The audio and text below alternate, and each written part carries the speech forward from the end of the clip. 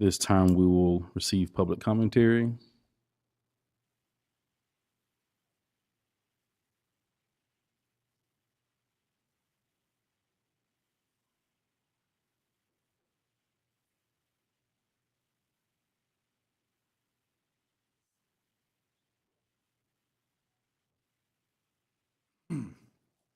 My name is Captain Gary Wayne Beck. I live at 2601 Beach Street. The reason I'm here is the other day I had the privilege of meeting two of your finest, youngest, rookiest officers when I was at the Walmart store in Lynn Haven. I played this officer this video right here.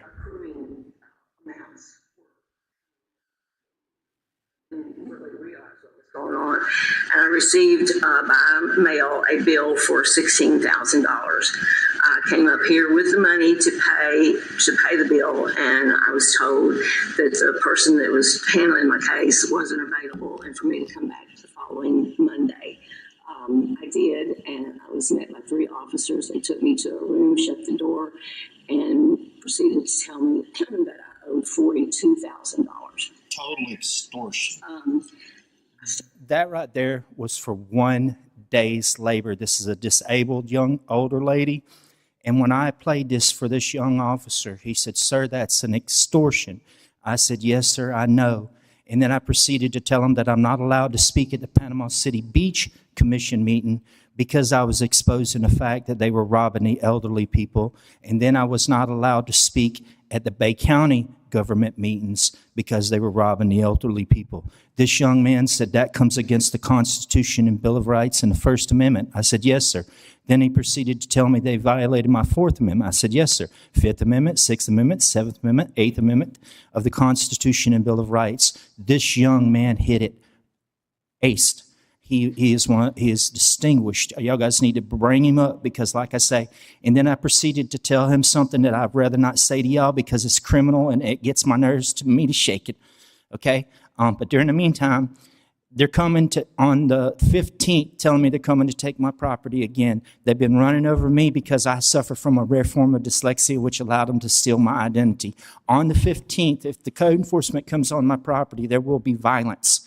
I'm trying to stop the violence. I'm asking for that young man to give me his shield because his shield shouldn't stop me from being able to get to the Bay County Sheriff's Office. And the liberal Democrats have taken over the phones because every time I try to talk to somebody at the Sheriff's Department about criminal acts that are very bad, they hang up the phone. So basically what I'm asking y'all to do, get me in touch with that young man. I'm pretty sure he'll take me to the Sheriff's Department and get me in touch with Sheriff Tommy Ford or Major Baldwin. I've been trying to get in touch with Major Baldwin since last April when the Department of Justice told me to get in touch with him, and all they do is hang up the phone. They do not need to be hanging up the phone for the seriousness of the issues that we're dealing with. It's criminal what they've been doing to the Bay County people. That lady was number 50 that I've recorded, and since then, there's been 3 more that they've told me with.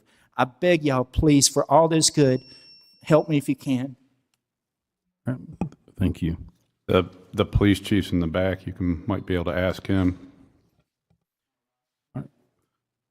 Additional commentary regarding CRA.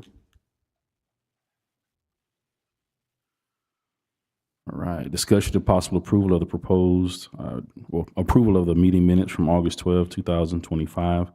Is there a motion for this? Motion to approve. Second. Mr. Lightfoot, if you call the roll. Mr. Ward? Yes. Mr. Perno? Yes. Mr. Peebles? Yes. Ms. Tender? Yes. Chairman Nelson? Yes, motion passed. Discussion and possible approval of the proposed drive-through facility at 1420 Ohio Avenue. Good evening. This is about a new development, a drive-through coffee place that was submitted to the city for approval. As part of our ULDC, it requires CRA board approval if this development has a drive-through facility. So I attached all the information, the project information to the agenda packet for your review, and asking for approval of this drive-through facility. All right, additional questions? Is there a reason why it's got to come to the CRA if it's a drive-through? Is that the reason why it's coming to us? It's the only reason why it has to come to the CRA board is because it has a drive-through lane attached to the development that is directly exiting or is somewhat connected to Highway 77. I inherited this rule this was established before I came on board. The only reason I can think of is to really keep an eye for the CRA board to keep an eye on the Highway 77 corridor to really keep this an attractive and appealing traffic corridor through Lynn Haven, and not turn this into something like 15th Street in Panama City where you have a lot of in and out traffic. I was going to ask our historian, Bobby Baker, but it doesn't look like he's here. No, sir, he is not. No, that's all the questions I had. Thanks. All right, any other questions? All right, is there a What road's it on? On Highway 77, 1420 Ohio Avenue, just south of Walgreens, across the street from the fire department. The vacant lot right now. Yeah, a little vacant lot that's been there forever. So it'd be able to, people will be able to pull in and it won't tie up turning lanes. Have you seen, is it 7, Brew? Yes, that is correct. Ooh, buddy. I just come from there in Callaway today. They get a wagon train, son. But they're set up for it. So I like 7, Brew. If you take a look at the plans, their access, ingress and egress of this development is from the side street. So they actually have to make a turn on 15th Street and then they enter the property. That's good. And they have 2 lanes. They run 2 lanes all the way around. That's my understanding. Very Chick-fil-A-esque. This whole development, the whole traffic patterns, traffic analysis, all of this went through the planning department. So it meets all of their standards. all right, any other questions? No. No. All right, is there a motion for this? All Motion to approve. Second. right, comments from the public? All right, Ms. Lightfoot, if you call the roll. Mr. Ward, Yes. Mr. Perno, I love coffee, yes. Mr. Peebles, Yes. Ms. Tender, Yes. Chairman Nelson. Yes, motion passed. Discussion and possible approval of the tentative CRA budget for the fiscal year 2025-2026. We talked about the proposed CRA budget at various workshops. What you see here today on the agenda packet is a summary of the proposed projects that have been discussed with the CRA Advisory Board and presented to the CRA Board. In summary, the proposed revenues will be $1,219,850. Proposed expenditures, $1,994,149.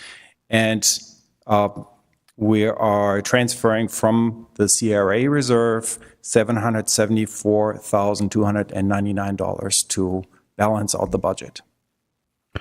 All right, any questions, further discussion about CRA budget? All right, is there a motion for this? Motion to approve CRA budget. Mayor, Second. I'll read the resolution. A resolution adopting a tentative budget for the Lynn Haven Community Redevelopment Agency for the fiscal year 2025-2026 and appropriating for the purposes specified redevelopment trust funds in amount specified for disbursement according to said budget for the fiscal year 2025-2026. All right, there's a motion. There's a second. Comments from the public? All right, Ms. Lightfoot, if you call the roll. Mr. Perno, Yes. Ms. Tender, Yes. Mr. Peebles, Yes. Mr. Ward, Yes. Chairman Nelson. Yes, motion passed. Meeting adjourned. Be back at 5:30.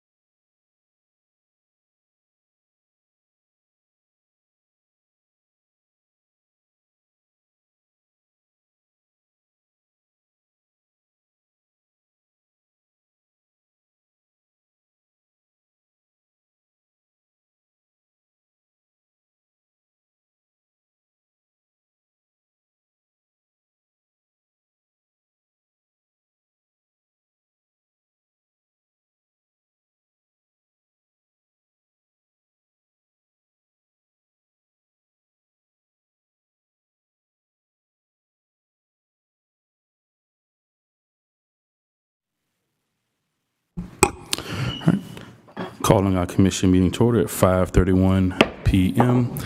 This time we'll have Reverend Young to lead us, and our chaplain, Frank Stevens, will be doing our opening prayer and invocation.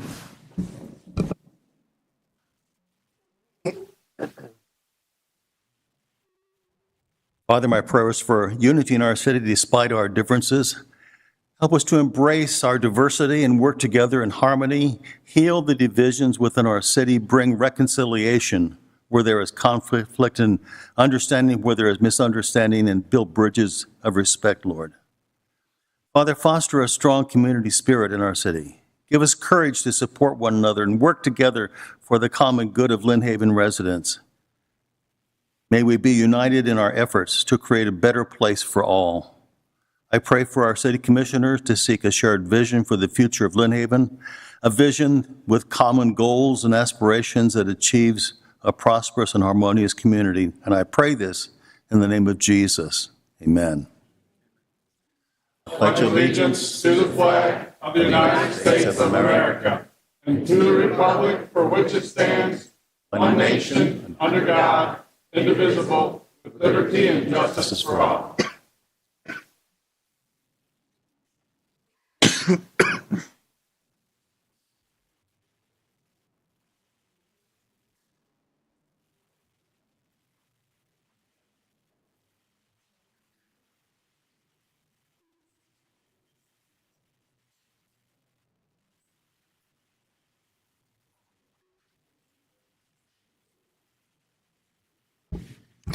All right, this time we have our public commentary. Ryan Scray.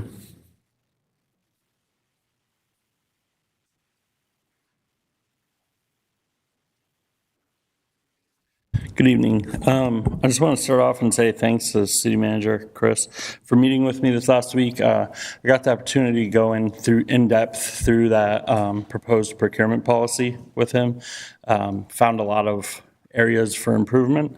I shared my recommendations with him. I think he'll heed some of that advice firmly. But there's pieces of that policy that are going to need commission decision, in my opinion. A lot having to do with review thresholds, delegation of authority, even aspects like how to handle certain elements of a procurement, single sourcing, ODPs, things like that. So I just urge the commission to get up to speed on procurement, because as a fellow resident pointed out, they felt like all of you could look through procurement stuff and be our auditors. And with respect to your professions, restaurant owner, risk manager, pastor, aircraft mechanic, none of you guys are procurement experts. And I don't think any of you pretend to be. So in the last meeting, I suggested that in lieu of this large scale audit that people are calling for, that you hone it in a little bit and look at taskings that can help further the goal of policy improvement in the city, particularly in the area of procurement. I shared that with Commissioner Tinder early this week, and I also just forwarded to everybody else as well some scope suggestions for a possible audit if you guys choose to go that route. If you don't want to spend that money, which I get it, there's other things we can spend that money on. But if you don't want to spend that money, I guess I just encourage you guys to work closely with the city manager to try to shore up some of those policy holes, because a lot of these policies, as I read through it, it was stuff from 30 years ago. Its policy's been updated since then, sure, but a lot of the principles of how things were being done for the last 3-4 decades, whatever, in the city, it's 2025, and policy needs to reflect that. There's huge areas that lack e-procurement, auditing, certain aspects that I trust Chris will lean on experts and you guys to make decisions on how to allocate that into new policy. And then I also wanted to, sorry, where was it? The Charter Review Committee, I know you guys are going to be discussing and possibly approving that. Just in respect to timetable, I know it was important to Commissioner Wark to look into a possibility of potentially advancing the timeline in which we do a special election potentially for the city clerk position. And if that were to occur, I would just want to, I guess, encourage that the Charter Review Committee be tasked to meet whatever that deadline is so we can maximize the value of that special election. Thank you.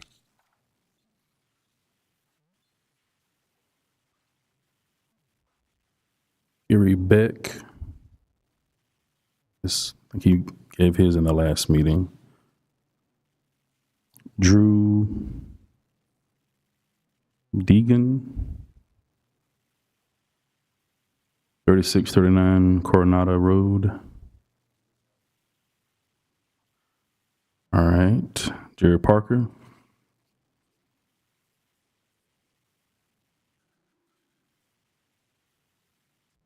Good evening, Commission. Guess we need to talk about the elephant in the room, don't we? First of all, why is someone let in this building that was fired more than once? When she was fired, she was here for several hours thereafter. Why didn't she get her stuff then? Is this an ongoing situation where she continually just comes back? This is ludicrous what's going on in this city right now. It's a clown show, the whole thing. Chris, I'm sorry. You allowed her to come in. That should have not been done. She should have been escorted in here. You said that she came in here and she was accompanied the entire time. That's not true. I watched the videos.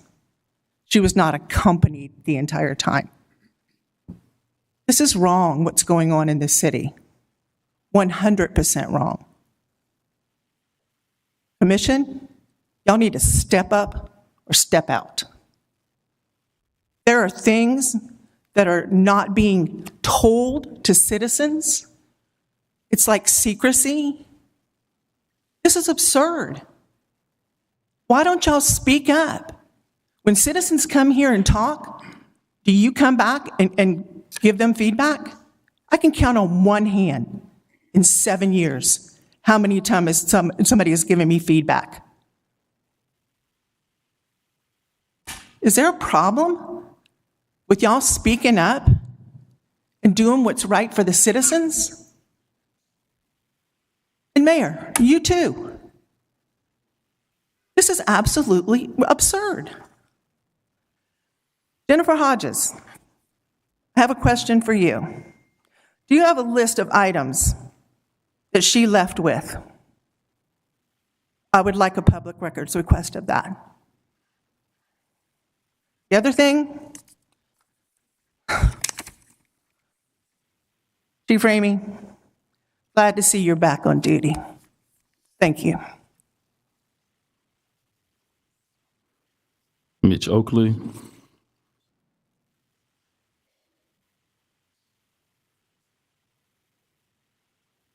Good afternoon. Mitch Oakley, 1208 Massachusetts Avenue.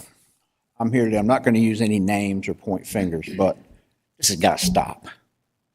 It's got to stop sooner than later. I'm a businessman. If I'm paying somebody $1.50 a year, I expect to eat steak, not 5-day-old chicken. Some of the decisions I see coming out of this group abhor me.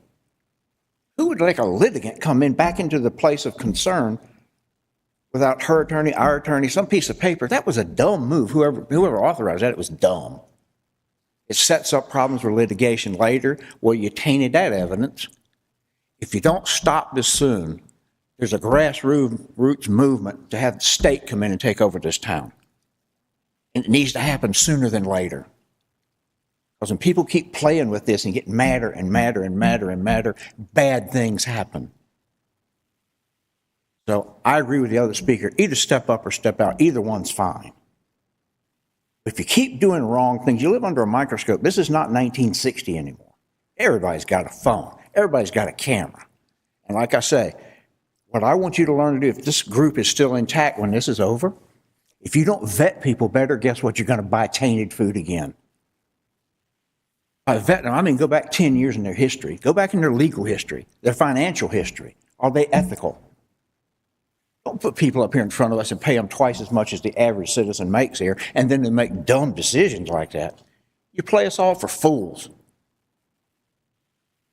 Think on that, please.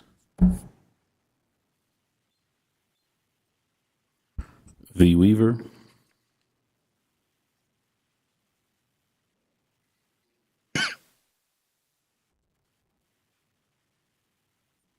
Initially, I thought this was all about race. Then I had conversations with several people who were accused of racism. Then I had a conversation with you, Mayor. I said to you, why didn't you just say for a suspension so Vicky could still have a job, although she is upset with me? Had you all stood together and you said you apologized to her, we could have not had all of this going on. And I'm speaking to you face to face. I told you to your face that I signed the recall because of what was going on. What's happening right now is inexcusable. When you're fired from a government job, because I work for the government, you're walked off and you're no longer allowed in it.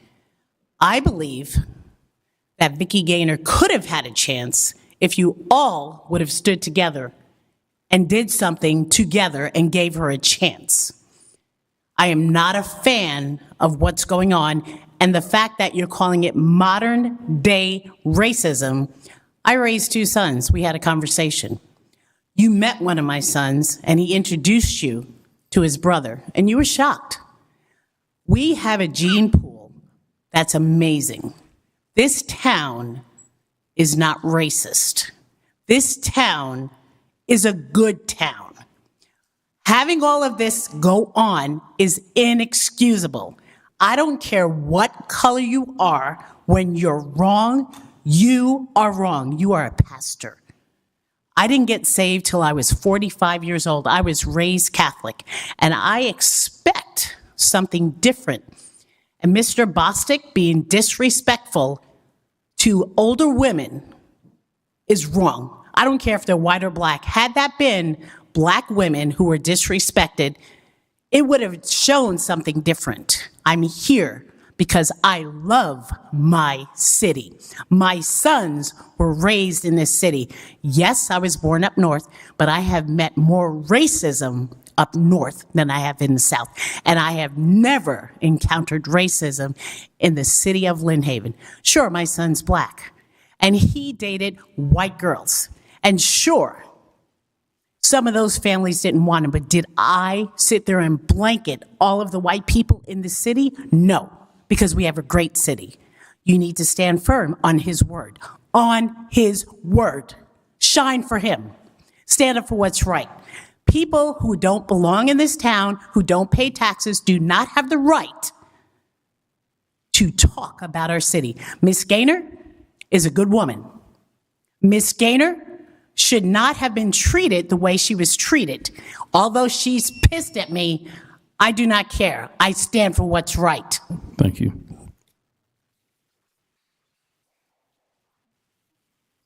Kristen McElroy.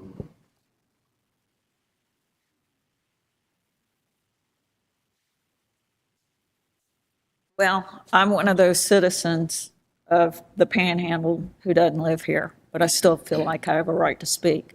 First, I want to address the fact that the last time I was here, I asked for the CO and I asked for the inspection of the sprinkler system, the fire sprinkler system. I finally got those.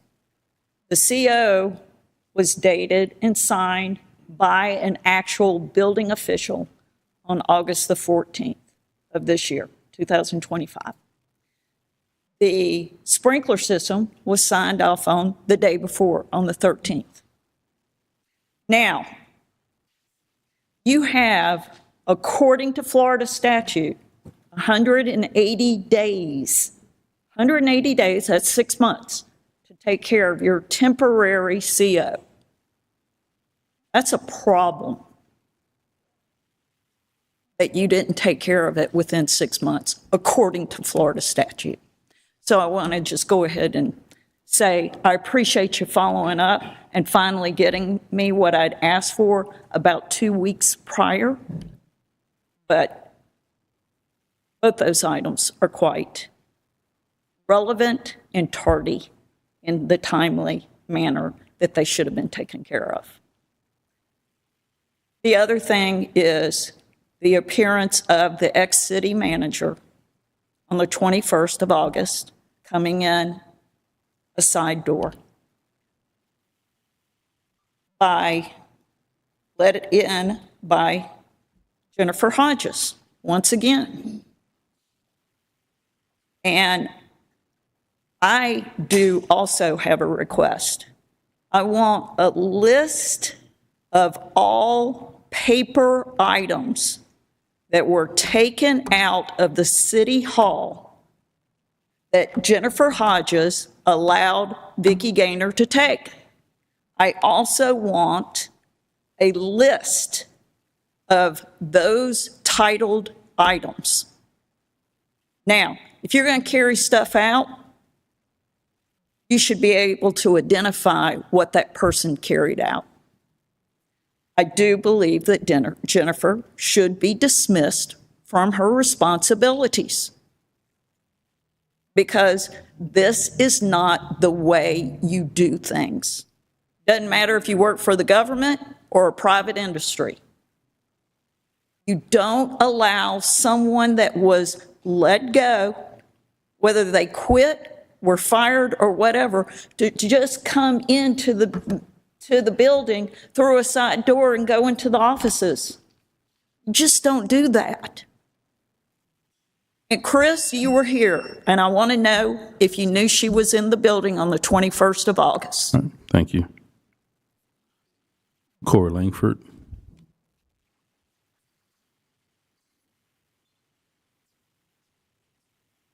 Good evening. I live here and pay taxes here.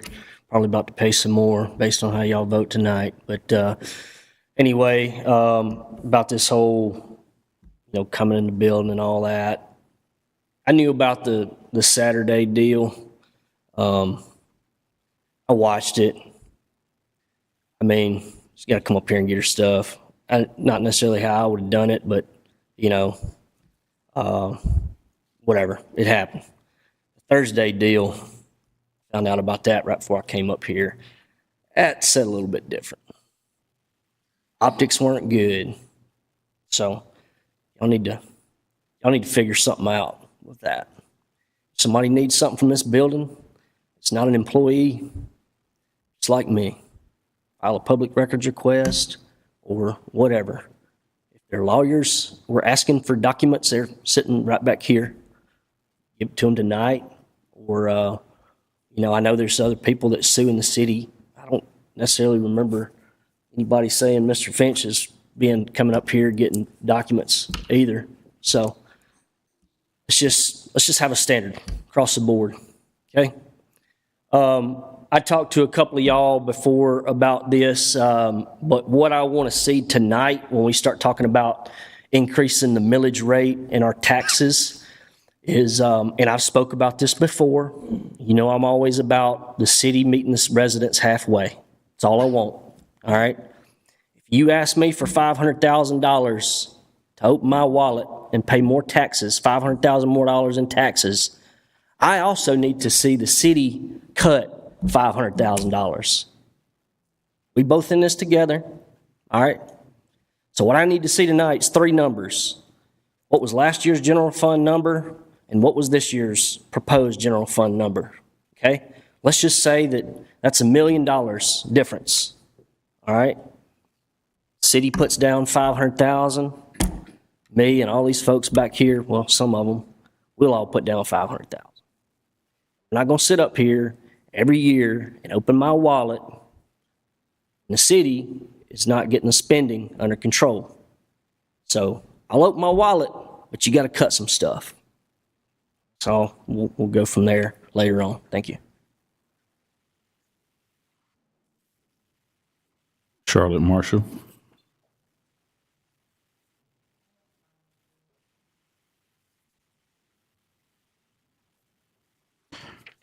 Michelle Smith.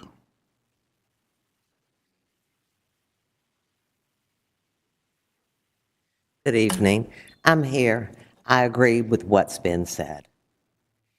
We've been told as of the last meeting not to believe what we are seeing.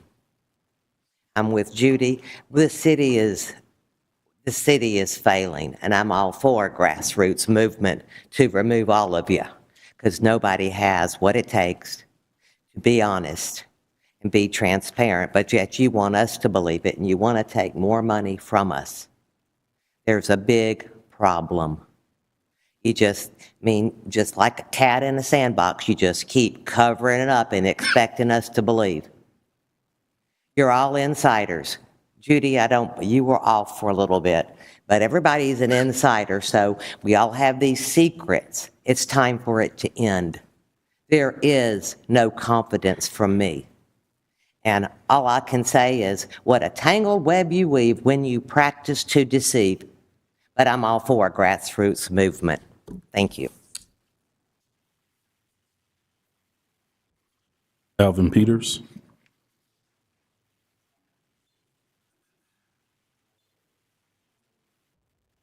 Evening, Alvin Peters, 25 East 8th Street, Panama City, Florida. I'm one of the attorneys for Vicki Gaynor, your former city manager. We'll probably be back about once a month to try to inform you of the status of the litigation that's forthcoming. And I've had the chance over the last month to review the records, and it supports what I originally said, which is that Ms. Gaynor's termination was abrupt, it was severe, and it was discriminatory in its effect.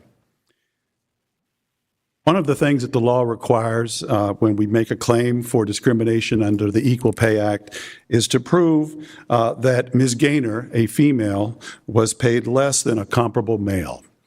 In this instance, we have a comparable male, her direct predecessor, Michael White. Michael White, when he left, or when he was hired, was paid $135,000 plus $18,000 in benefits. And that was what he was paid when he was hired. He had less education. He had less experience helping with a city, and that's yet what he was hired at. Ms. Gaynor was hired at $115,000 plus $5,400 benefits. So right off the bat, we have a violation of the Equal Pay Act. Ms. Gaynor, as you probably already know, has a bachelor's as opposed to Mr. White's education. She has a master's degree from Florida State University, and she has years of experience in business. And so she was certainly and she had experience working for the city in various capacities before becoming city manager. So she was certainly better qualified. If you look at Mr. White, what do you see? You see a person who ended up basically being arrested for aggravated assault on his wife, and ended up pleading to charges in that regard, and was allowed to resign. So he was treated more generously, more deferentially, and overall much, much better than Ms. Gaynor was treated. And so that goes to another aspect of the case that you'll be hearing about with regard to your discrimination against her. And ultimately, Mr. White also was indicted by the federal government for fraud of the very city that you lead, and ended up pleading guilty to that in federal court, being sentenced to conspiracy to commit wire fraud, and honest services fraud. So all of those things are a part of her immediate predecessor. And so if you compare Ms. Gaynor to Mr. White, Ms. Gaynor shines. Now, I watched the meeting the other day, and it should be said that Ms. Gaynor did nothing wrong on that Saturday morning when she came back to pick up her items. And I'm going to have to take some more time to talk about that. But that is part of your job, to lead based on the truth, not based on social media and innuendo. Thank you. Thank you. Cecile Schoon.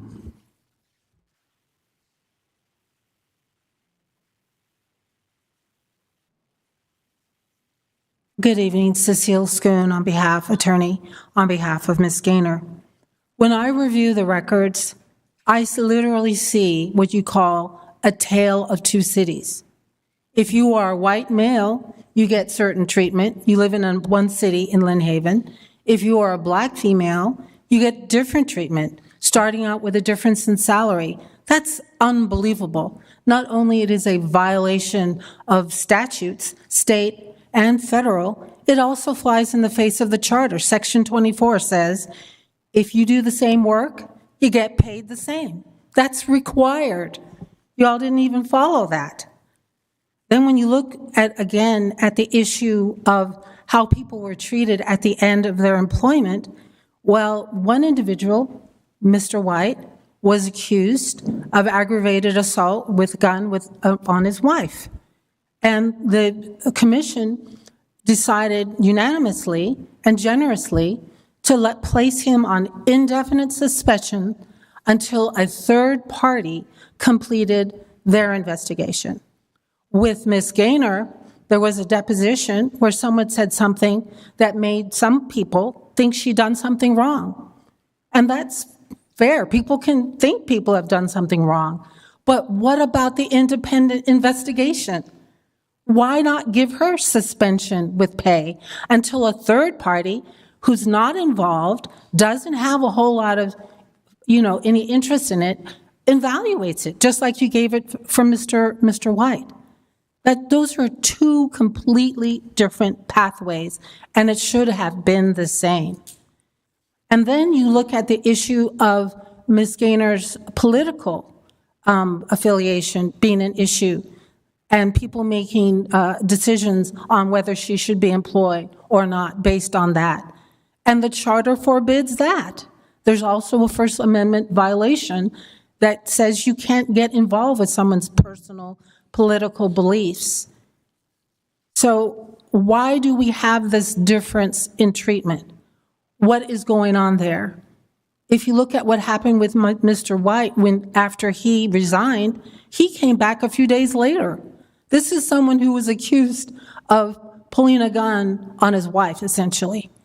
And he was allowed to come back and get his things, which he did. He was accompanied, just like Ms. Gaynor was.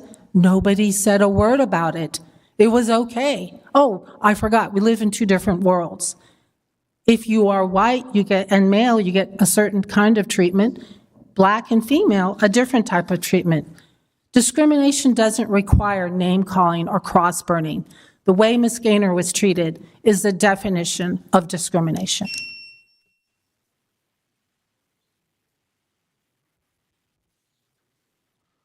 Gloria Cutchins.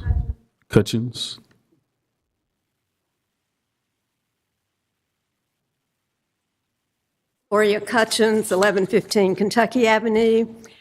I'd like to ask the Commission to consider in the referendum proposed for next year an option to no longer have a city manager, to replace that position with a city clerk who is answerable to the elected city officials, so that we are covered and that the people who elect the City Commission are taken care of. And I've given y'all copies of a historical research by my husband that was reprinted in the Lynn Haven Ledger that disappeared after Hurricane Michael. And I hope you'll read it, even if you don't agree with some of his conclusions about the later city manager to do with the fuel depot.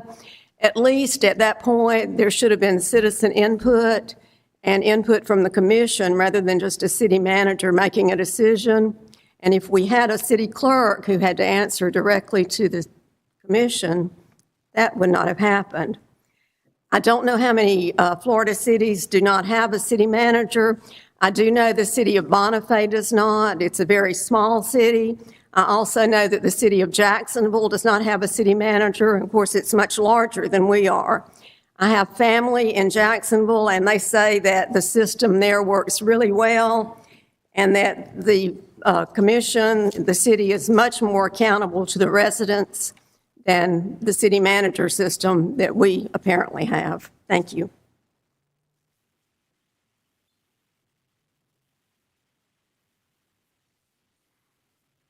David Switzer.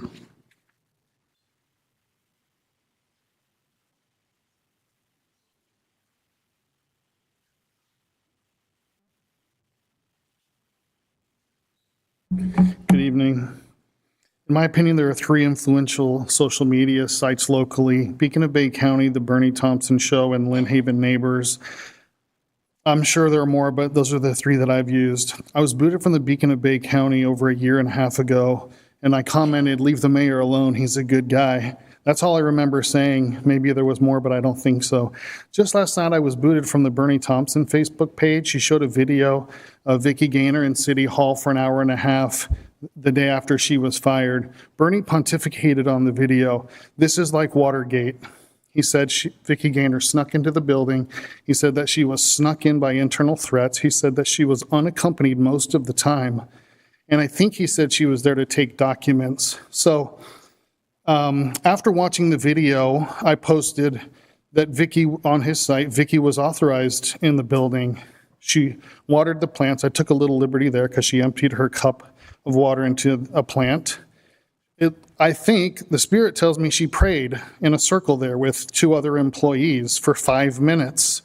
She was unaccompanied, but only for 4 minutes. I used my little stopwatch for 4 minutes and a few seconds, not most of the time, and she did not have computer access. Let's talk about credibility or lack thereof. On another occasion, the Bernie Thompson Show created and perpetuated a story that our mayor made an illegal contribution to his church with access campaign funds. Remember that doozy? This story was posted on his site. It was propagated on a Facebook recall page and repeated by James Finch's daughter recently in a heated city commission meeting. It's a fake story, completely hogwash. When I originally heard the story, I thought that this is so obscure. I emailed this state attorney office who had conducted the interview, and they emailed me a report. Come to find out, there was never a contribution made. And you, in order to believe this story, you have to believe that Jesse, our mayor, Jesse Nelson, the state attorney office, and the Ameris Bank corporate lawyers are in cahoots with each other to keep Mayor Nelson in office. All because Bernie didn't do any due diligence, and I was able to disprove it with 1 email. So I've come here tonight to ask social media influencers to be part of our city's solution and not compound our problems with fake stories. I ask city leaders to lead the city out of this quagmire of distrust, both of the city and local social media influencers. We need you to be more vocal in the community. We need you to be more active on social media. We need you to tell us what's happening. We need you to fill in the gaps. We need you to raise the bar, and we need you to tell us the truth. Thank you. Sandy Garman.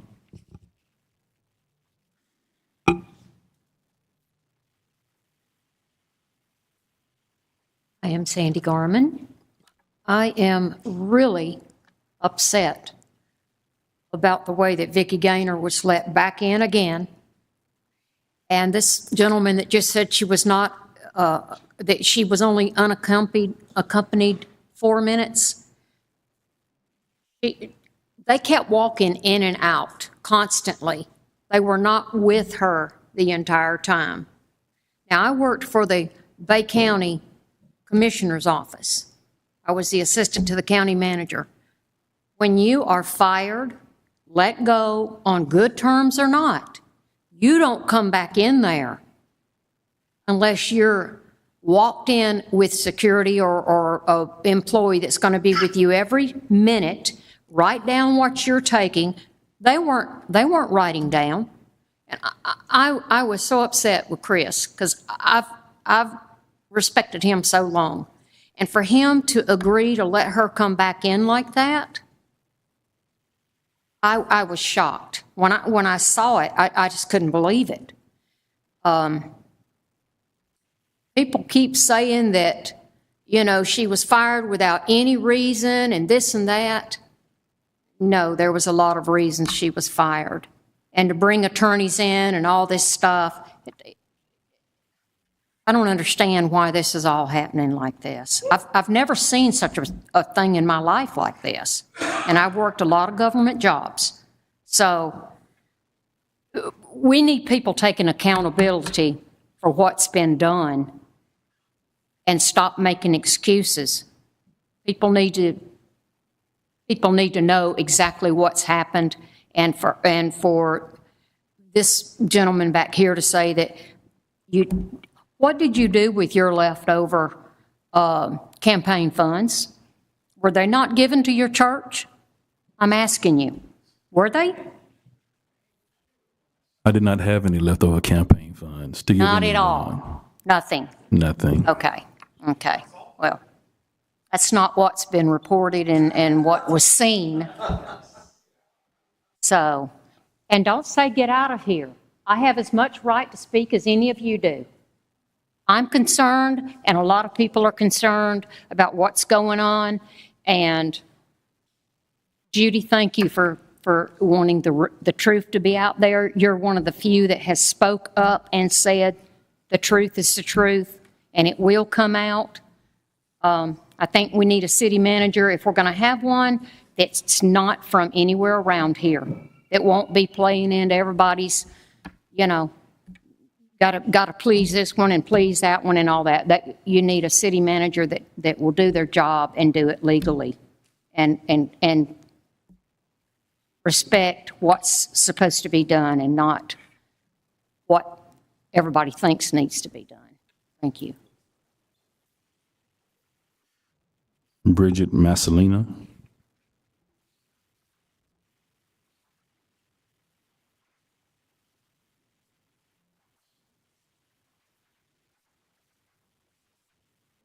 Good afternoon, everyone. Originally, I wasn't planning on saying anything at all. I was just here to come and support Lynn Haven. I am a born resident here. I was born and raised in Lynn Haven on Indiana. I just turned 62 on the 7th, which was Sunday. So that let you know that I've lived here all of my life. And what's going on in Lynn Haven has sickened me. I can tell you that the God that I serve is not pleased with any of this. Personally, I believe that we should all be able to come together. I'm 62 years old. 30 years ago, people say there was no racism. There was racism then, and there's racism now. And it's worse today than it has ever been. Yes, Miss Gaynor is a black woman, and I honestly believe how she was treated was totally unfair, because if she had been a man, she would not have had that same treatment. I stand behind her 100% in her endeavor to clear her name. She has been discriminated. Her character has been dragged through the mud. And if it was you would want to have your lawyer present to clear your name. I honestly believe that. And to just continue to drag her through the mud is totally unfair. And I tell you, the God that I serve is not pleased with you all. He is not pleased with what is going on in Lynn Haven. And if you do not get it together, our children, I have a 15-year-old daughter, my child and other children are watching each and every last one of you. And we should be examples for our children. Because guess what? They go to school together. They go to school together. And if we're teaching racism in the home, you best to believe it is happening in the school. And if we don't stop now, what will we have in 5 years? A total chaos is what we'll have. It's already happening. And I tell you, you better get it together and get ready, because it's happening. And if we want to have a united America, a united Lynn Haven, I suggest you get your things together and stop all this foolery.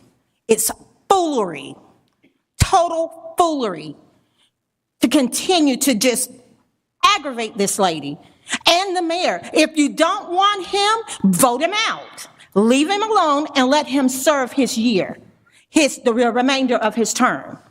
End the conversation. We keep wasting our taxpayers' money. My water bill has gone from $96 a month to over $130 a month. And this is foolery, total foolery. Thank you. Thank you. Zach Detweiler.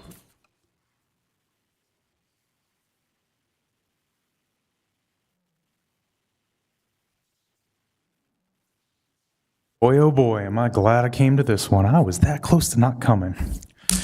Well, let's get a few things straight. Number one, how you raise your children and the environment in which they see the world through. There's a reason they call it rose-tinted glasses. That's because you teach them the lens to look at the world through. I'll just leave it there. Let's get into some facts. Florida's an at-will state. That means when you and an employer make an agreement, they have the right to fire you for any reason. Hell, they have the right to fire you without cause. You also sign an agreement that says you'll take the amount of pay that they're offering. That means that if you don't want to negotiate, or you did negotiate and you took the terms that you took, guess what? You agreed to it. It's a beautiful thing about a free state of Florida.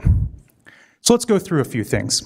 Mr. Lightfoot took on the responsibility of not only city manager, but city clerk, because the mayor and Ms. Gaynor helped, make sure that there was no clerk position in the city charter in 2023.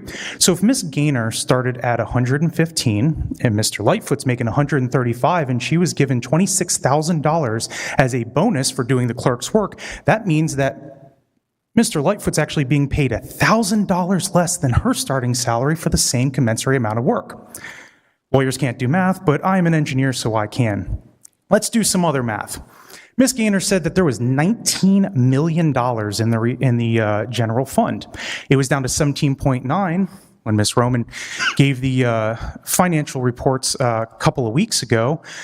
So we lost, $1.1 million? $10 million of that needs to be kept in reserve according to state Florida standards and everything like that. So that leaves us with $7.9 million to pay off $21.5 million in debt. In 3 years, if y'all don't figure out how to come up with an extra $3 million in revenue year over year, that extra money that's in the general fund will be gone and we will be dipping into reserves. That's what you call leaving this city in good hands, Ms. Gaynor? I don't think so. Let's play a little game of transparency. Who here in this commission, by a raise of hands, knew about and gave the authority for Ms. Gaynor to enter the building on August 21st? Seeing none? I was aware of it. Fantastic. Here's the interesting part about that. A lawsuit was already announced prior to that date, making you liable for any damages that occur for anything that was removed from this city during that event. It also makes you culpable for any negligence that was caused by her actions here. You don't have the sole authority to allow a former employee to enter into this building. It either should have been a vote or she should have been accompanied by a police officer. That's how that works. So, Mr. Mayor, I appreciate you saying that. Thank you. Additional public commentary.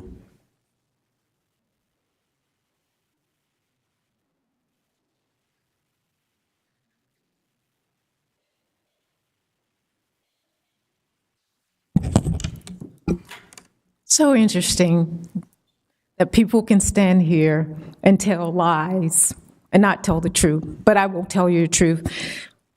The things that you want to know that I took, please take your pencils and start to write them down. My FRS retirement documents, those are my personal ones. I worked for the school system for 17 years. That's what I took.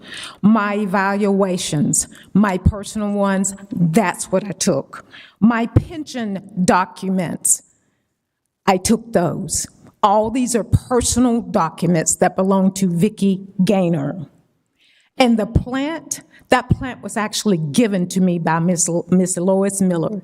They replanted it. I left it here for the city. Okay? From my office, I took plaques, all my degrees, photos, books, a signed book by Bobby Boughton, my photo with Bobby Boughton. I left the chili cook-off plaque because every year you give it to whoever wins the chili cook-off. Didn't take that. My picture I painted. Let's see what else. Jennifer sat down and went over my benefits with me like she would any other employee. What is so bad about that, people? And Ms. Tender, to say you want to arrest me for Jennifer meeting me at the door, walking me into my office, me getting my things, putting them in boxes and taking them home is absolutely ludicrous. What is this world coming to that you can treat two people so differently? I am absolutely blown away by what I've heard. And you guys should be ashamed of yourself because it should not even be like this. Miss V, I am not upset with you. I love you. And if you think I'm upset with you, please forgive me. I am more hurt than anything. That after I've given so much time to this city, you would continue to humiliate me and call me out of my name and accuse me of things that I did not do. You should stop it. And the people who are on these social media pages, I agree with Mr. Switzer. You should stop it. We must stop it. But you won't because you can't help it. So you will find out later. But so if there's any other questions of anything you think I took, I will give you this list right here. Everybody write it down. I did your public records request for you. Additional public commentary.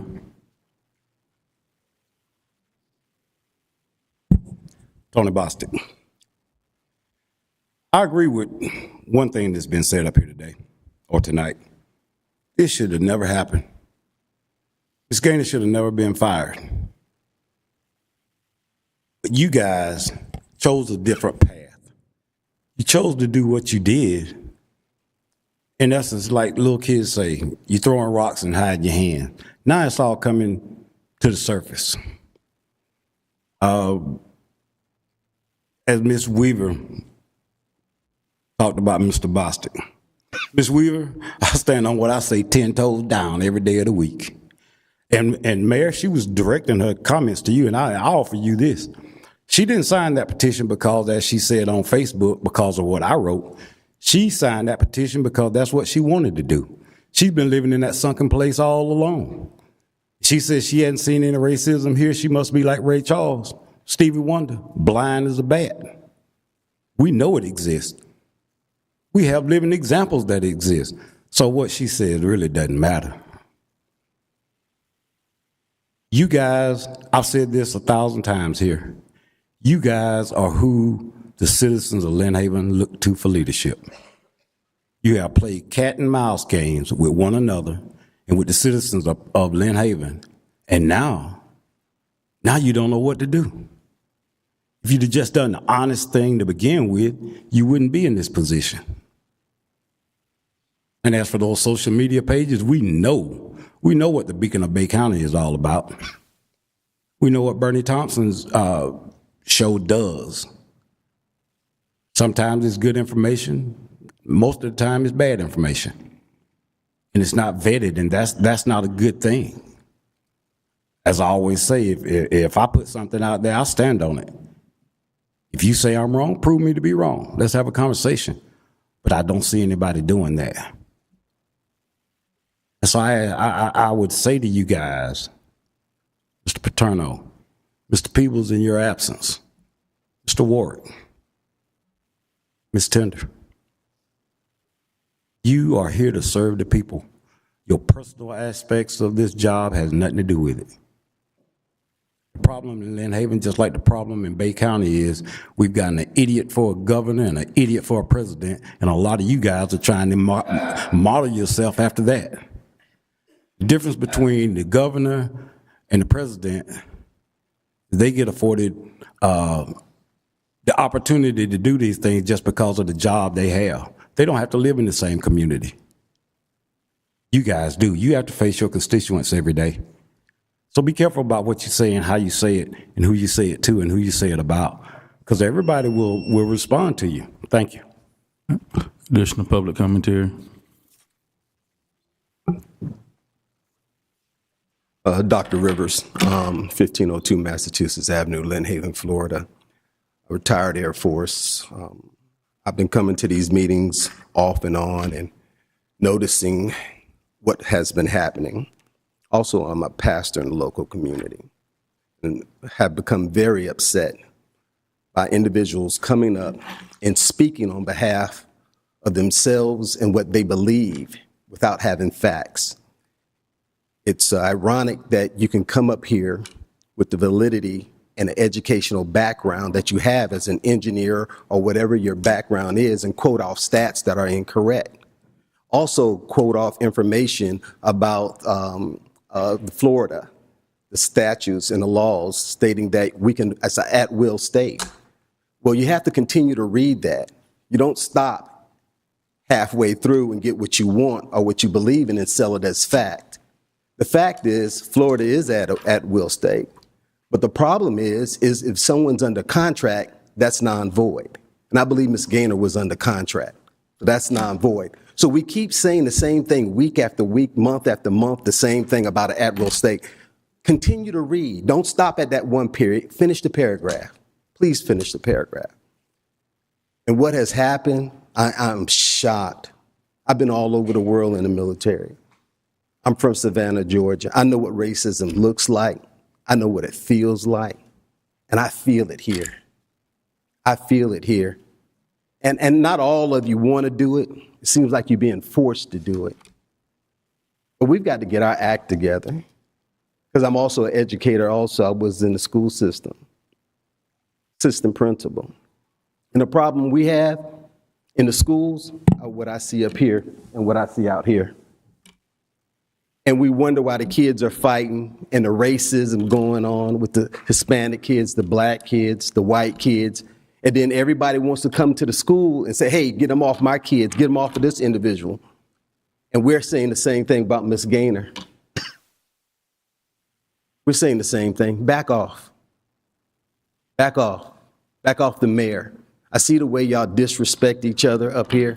Y'all come up here and call each other by the first names. There's no decorum. I see it. Then y'all relate to each other as commissioners, first names, all kind of stuff. There's just no it about it, man. And I'm very surprised and I'm very shocked. You are grown-ups. You are leaders. We did vote you in. Whether we voted for you or not, you're here. You represent all of us, not just a small segment. And I implore you to do your job. It ain't about nobody coming in here, grabbing their things and leaving.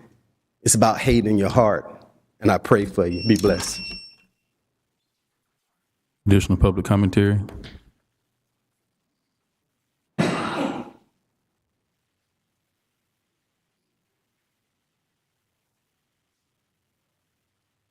Charlotte Marshall, 3706 Grants Mill Court. Said I wasn't going to say anything. I'm 67.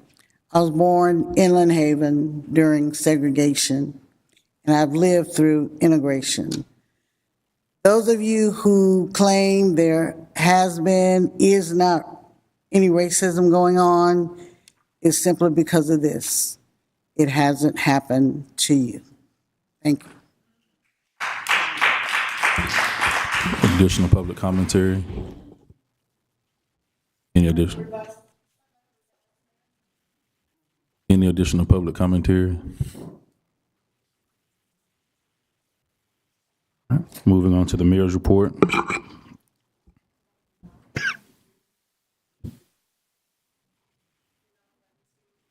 Have your rebuttal. What are we rebutting?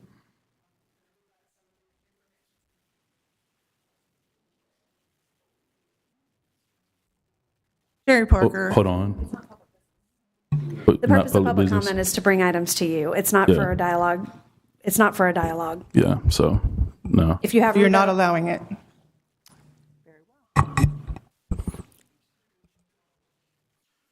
All right, moving on to the mayor's report, we have our proclamation for Childhood Cancer Awareness Month. Whereas children are Lynn Haven's most valuable resource and their health is crucial to our country's economic development, continued success, and well-being as a whole. And whereas Northwest Florida reports an average of 50 local children are newly diagnosed with cancer each year, And whereas cancer is the #1 disease killer of children in the United States, yet childhood cancer research is severely underfunded, where only 4% of the National Institute of Health allocates cancer research funding to children. And whereas research in the field of childhood cancer will allow for better treatment options, safe quality therapies, and ultimately a cure for this deadly disease. Now, therefore, by the virtue and authority vested in me as mayor of the city of Lynn Haven, on behalf of the city commission and all citizens of Lynn Haven, we do hereby proclaim September 2025 as Childhood Cancer Awareness Month. And we encourage everyone to participate in the efforts throughout the year to raise awareness and funding for childhood cancer research with Rachel's Bags of Love Incorporated, while supporting families who face devastating effects and cost on this 9th day of September 2025. Is there someone here to receive this?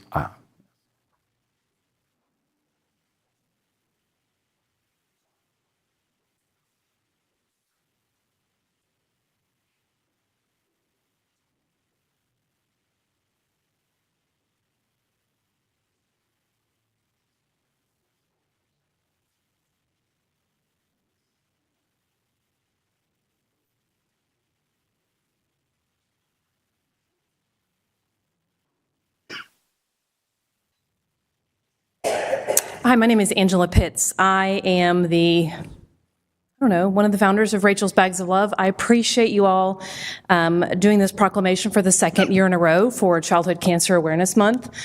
It is one of the most underfunded cancer diagnoses in the country. Only 4 to 8% of our national cancer research budget goes to childhood cancer. And so we just welcome the opportunity that you've given us to raise awareness for this event. You will see that this year we have several billboards across town identifying September as Childhood Cancer Awareness Month, and we just ask that you continue to support us. There are several families that are fighting this battle right now. Our daughter lost her battle, or won her battle, however you want to say it, 10 years ago when she went to be with the Lord after fighting leukemia. So we just want to continue to share her joy and continue to spread awareness and fight for funding. Thank you. Quick question. Yes. Was your daughter the one I took a picture with last year? Yes, that's at it was. University of Alabama? Yes, sir. Roll Okay. Tide. I remember that, yeah. Thank you. All right.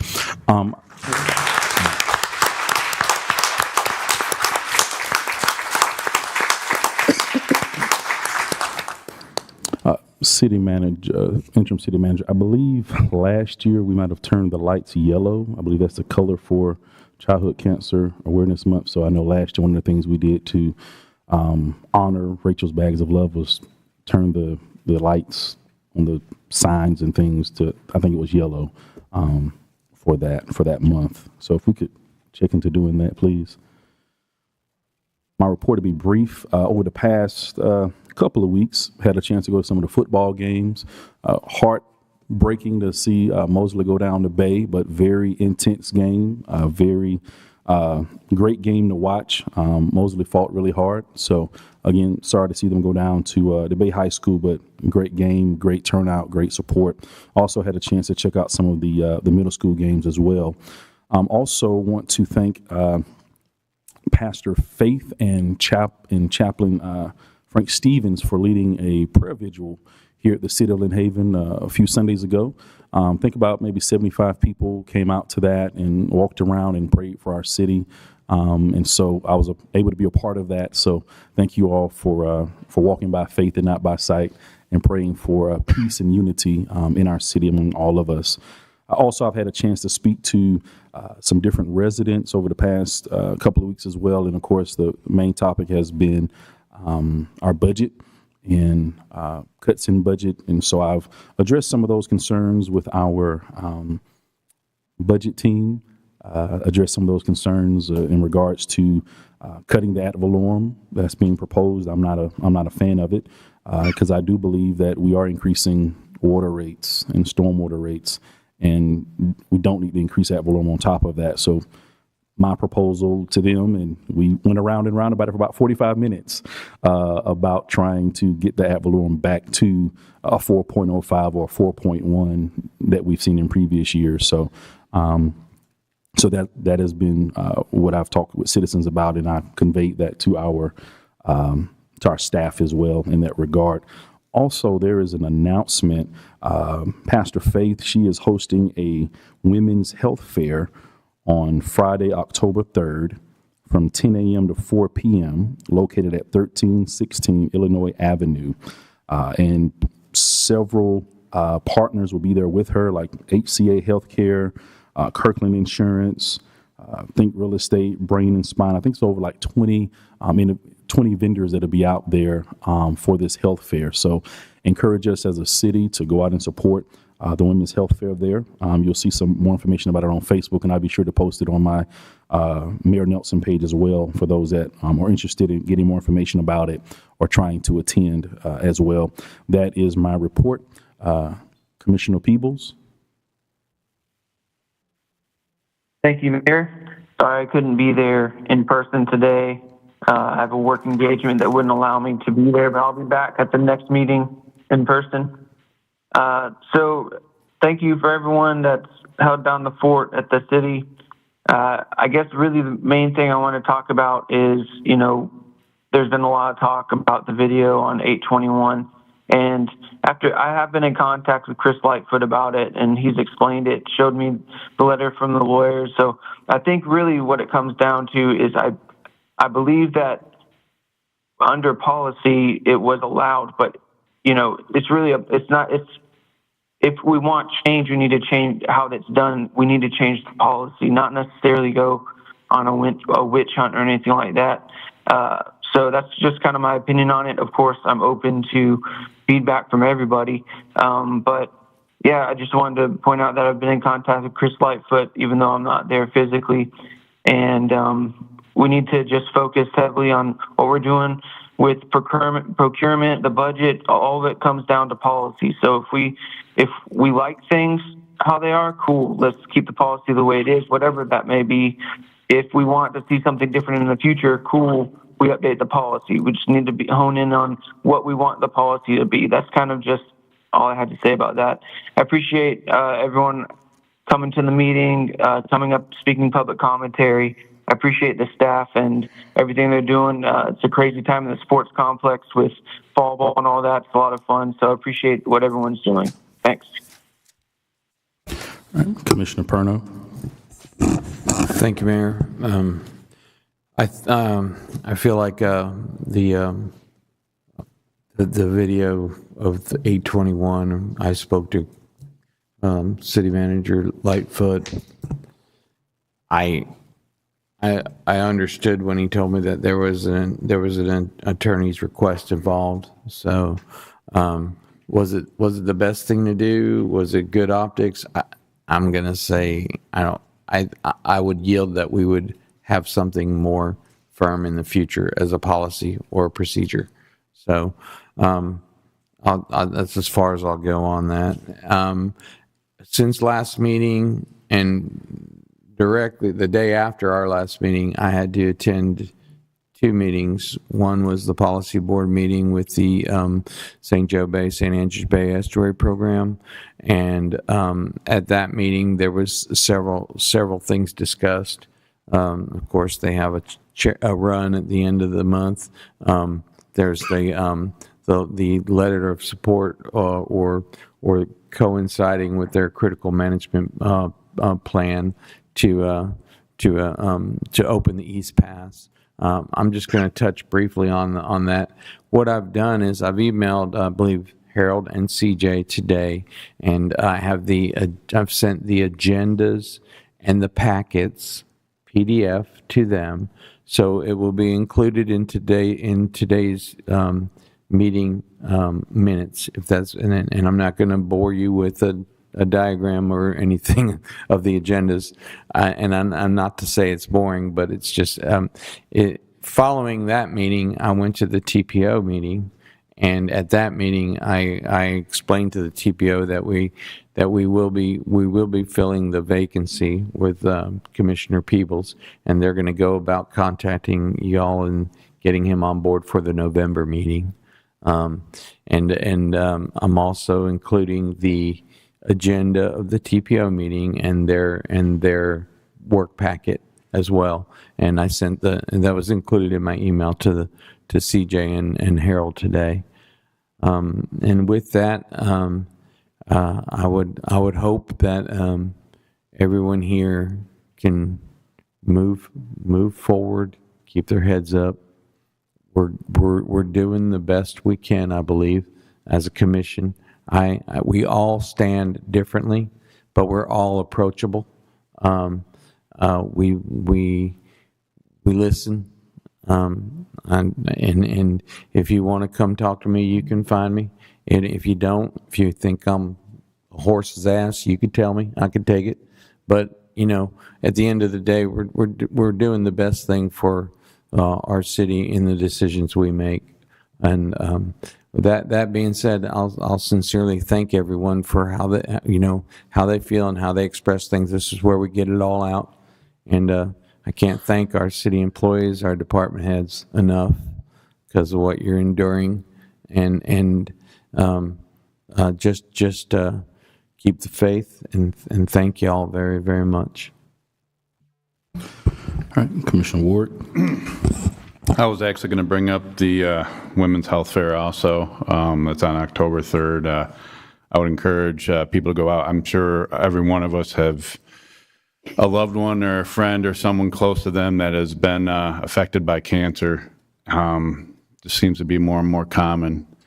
And the big thing is prevention. And I'm sure there's a lot of great information at this event. You never know, you might learn something that could save your life or could save someone else's life. So I would encourage you to go out to that on October 3rd from 10 to 4, and then the breakfast is on the 4th from 9 to 12, where they got a couple speakers, but you got to register. Make sure you register for that. There's limited seating. So I had the pleasure on, gosh, what day was that? Saturday.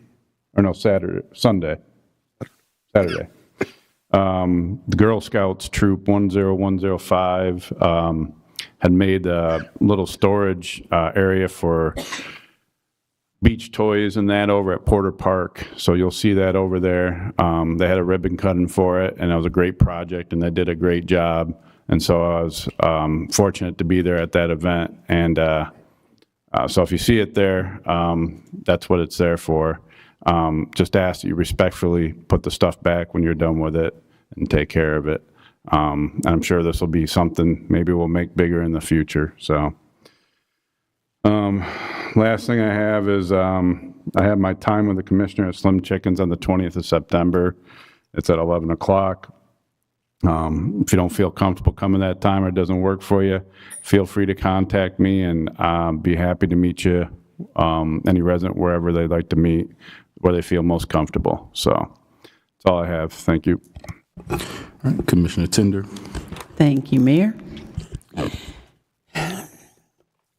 First thing I want to say is that I hope the staff and the people that work for the city of Lynn Haven know that we are going in the right direction. It might seem like we're all over the place. It might seem like we're just clowns up here running back and forth, but we are going in the right direction. A couple things I would like to mention is I think our biggest problem with this situation and Ms. Gaynor coming in the building is there was a total lack of communication. Total lack of communication. No one ever told me that she was coming back in or had been given instruction by her attorney or anything else to get her records or whatever. I mean, I've never been told that.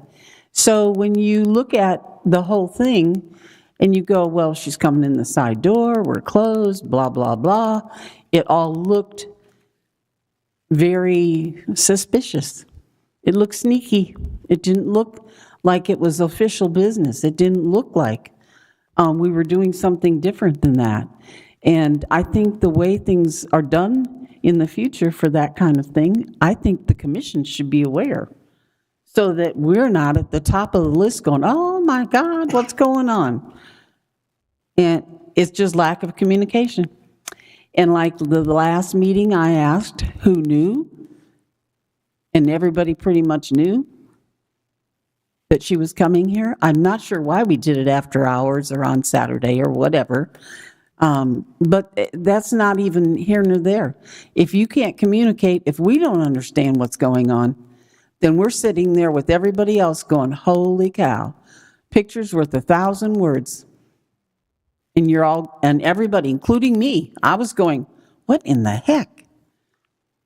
But I'm also going to say it had nothing, absolutely nothing for me to do with her color. Nothing. Vicki Gaynor and I sat down right after she was hired as a grant writer with Joel Schubert, and I'm going to discuss that with our attorney right after this meeting. And I was the one that pointed out to her, you're not being paid what you should be paid. You're paid less than another female doing the same job. You're being paid less because you're black. I was the one that told her that. She got a nice hefty raise right after that. So it's not about that. It's about making what you are doing look appropriate, number one. And like I said, if I had been communicated with, or some of these folks up here act like they knew about it, so I'm not sure why I didn't find out about it, but I just don't think it should have been that way.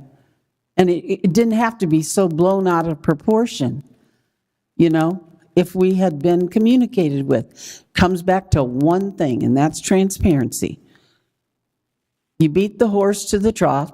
You tell everybody what's going on and why. That is simple to understand. And then if you want to have a discussion, go have it somewhere. But it doesn't have to turn into a big brouhaha, you know. And that part of that whole situation was very sad. I'm not going to throw Jamie under the bus, but he was aware that she was here for records. I'm looking at him like, what? I mean, I truly did not know. And that's just mind-boggling to me. So, and I sure do agree with the lady in the back also about how the kids are at school. I hear that every day. And it's sad because they take to school what they have at home. And that whole thing is a sad thing. Anyway, I don't want our employees to worry. I think we're heading in the right direction. We've just got to be open and honest. And for some people, that's extremely hard. I'm not sure why, but we've just got to be open and honest so that, and transparent with the people we represent. And if we have to raise taxes for whatever, I know I've listened to Corey and a few other people, then we have to do what we have to do to make our city not only thrive, but move forward. Now, if people show up again in the middle of the night or, you know, whenever, going through things and I don't know anything about it, I'm going to say, okay, what's going on? I'm going to ask somebody until somebody can tell me. But that's not how I should find out either. So I think we just need to be transparent with everybody. And there's probably 100 other things I'd love to say, but that's all I'm going to say. Thank you. All right. Thank you, Commissioners. Interim City Manager. Yes, sir. Commissioner Tender, if you ever have questions, all you have to do is reach out. All of the other four, they called or emailed to ask questions when a video came out. But if you receive a public records request, all you have to do is call and ask the questions before it gets sent on. We can answer anything that you have. But they all reached out. On August 19th, I received a letter from Ms. Gaynor's attorney. She requested a folder that she had with personnel files, pension payments. She coordinated with Ms. Hodges to come get it. Ms. Hodges brought her in the building. They received the folder. Whatever was missing, the evaluations, they printed them off. And she walked right back out of the building, escorted the entire time, as the video shows. But all you have to do is reach out, and we will answer any questions that you have. I appreciate that, but I also appreciate the fact that we should all be communicated with at the same time, in the same forum. Send us a letter, do something. As an operational decision, and correct me if I'm wrong, Ms. Myers, but to let someone gain access to a public record, I don't think we have to send an email out to the commission. We didn't send an email out to all the commissioners saying Ms. Gaynor was here and not include you. It was whenever a video surfaced, each commissioner reached out via email or phone to ask what the video was about. Update on City Hall repairs. The sheetrock and paint should be complete this week. Our baseboards are set to be delivered the week of September 22nd, and they will wrap up those repairs. We did receive the invoice from ServPro this evening. We're getting that sent on to our insurance company, and we will bring that to the commission next meeting to ratify so that we can make that payment prior to the insurance paying that. The West 10th Street utility project started yesterday officially. Material has been delivered. You'll see it at the intersection of 10th and New York at a laydown yard. Crews are working on the water main repairs as well as working on the sewer clean out and video lining. ECL is making great progress on the Minnesota Avenue sidewalks. Every day you'll see them move a little further down the road. We did have an emergency repair at lift station 26 yesterday afternoon. We will bring that to the commission to ratify that as well at the next meeting. Brian Burns, one of our 15-year employees in Public Works, he retired last Friday. We were able to have him at retirement luncheon. He dedicated 15 years to the city, and he is officially retired, so we wish him well in his next chapter. As Commissioner Warwick said, we were able to attend the Girl Scout toy library Saturday. Welcome anybody to use that toy library. Please, like I said, put the toys away. Staff will be adding to that as we go and making sure that's all cleaned up. There is a week left for registration for our fall youth basketball. And then Thursday, we will have our September 11th ceremony, and we encourage everyone to attend that. And what time does that ceremony begin? Need to start getting there around 8:30. Okay. And then shortly after 9, everything will start. Then we have our finance report. Good evening. I wish to make something clear so that in the future we're using the same terminology. When I send you an email twice a month, those are the warrant lists. In my world, a warrant is a demand for payment. That's what the word warrant means to an accountant. So when those emails come to you, those bills have not been paid yet. The list that you receive in your packet, it says check reconciliation at the top. These are payments. These have already been cut. The checks have been mailed or the EFT has been sent to the vendor. So I understand it can be a little confusing. When we talk about what's in your document, those are checks that have already been, or invoices that have already been paid. Do you have questions about that? Okay. Do you have questions about what's on the checklist? Thank you. Then, Mayor, we have Mr. Snyder from the Finance Review Committee to give an update from the last 2 meetings that the Finance Review Committee held. Perfect. So I guess as the newest member, you got the short straw to come in. Short end of the stick, yeah. Good evening. I wanted to share just a kind of an executive summary and then a few recommendations from our last couple of meetings. So as of September 3rd, all of the state's numbers were available for inclusion in the city's revenue calculations. General fund will be paying the debt service of $2.8 million for the Hurricane Michael Disaster Recovery Bond. Multiple grants will cover the costs of 18% of the general fund budget. A cost of living adjustment, or COLA, of 3% is included to match the local economic environment. Several positions within the city have been reclassified to better serve the needs of the departments. In aggregate, the city will increase the full-time equivalents by 2. These changes, along with the COLA, resulted in a 3.74% increase in personnel costs for a total of $606,000. Additional money has been budgeted for a special procurement purchasing audit, and that is still being discussed, and we'll move to a recommendation in just a little bit. The police budget has been reduced by $625,000 due to the purchase of several vehicles and the watch guard cameras in fiscal year 25. The fire department budget includes $950,000 for a Station 1 remodel funded by FDEM, a pumper truck for $980,000 funded by the Florida State Legislature, a rescue truck for $278,000 funded by impact fees, and an engine funded with surtax money for $1 million. It is important to note that these large capital items replace assets that have long surpassed their useful lives. These investments speak to the city's growth and commitment to enhancing public safety.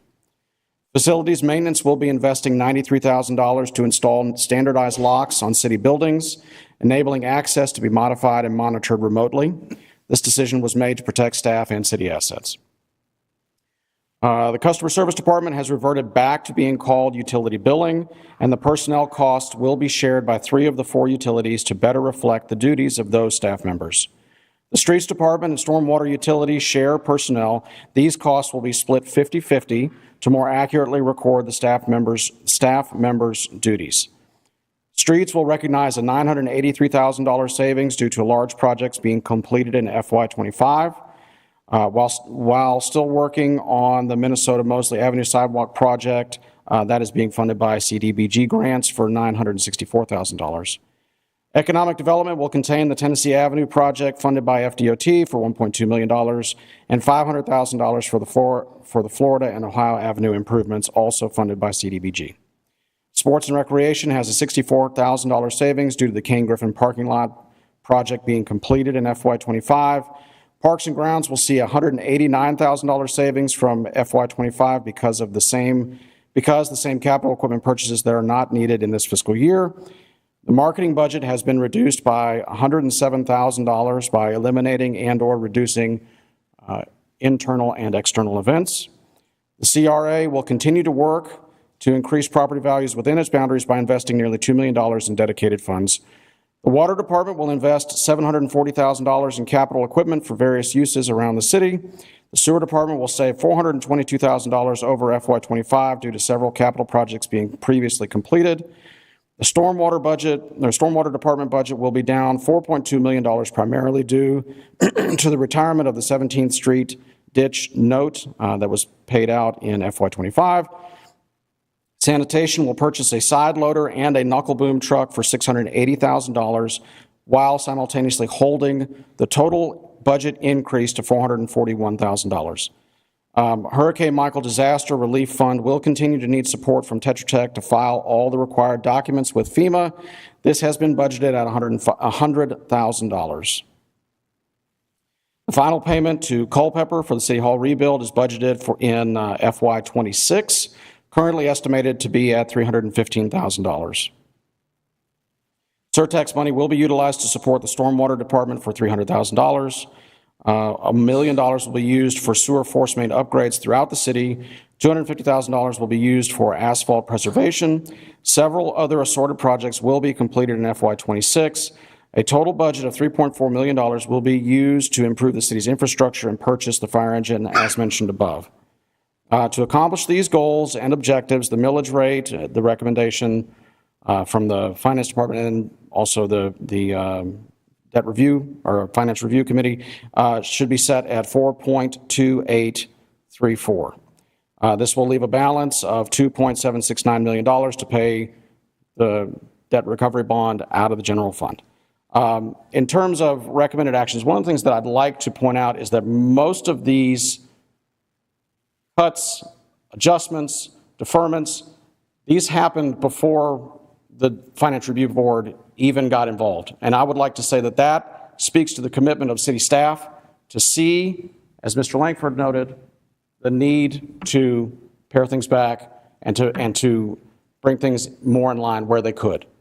And so I just wanted to point that out because a lot of these things were already in place before the Financial Review Board even met.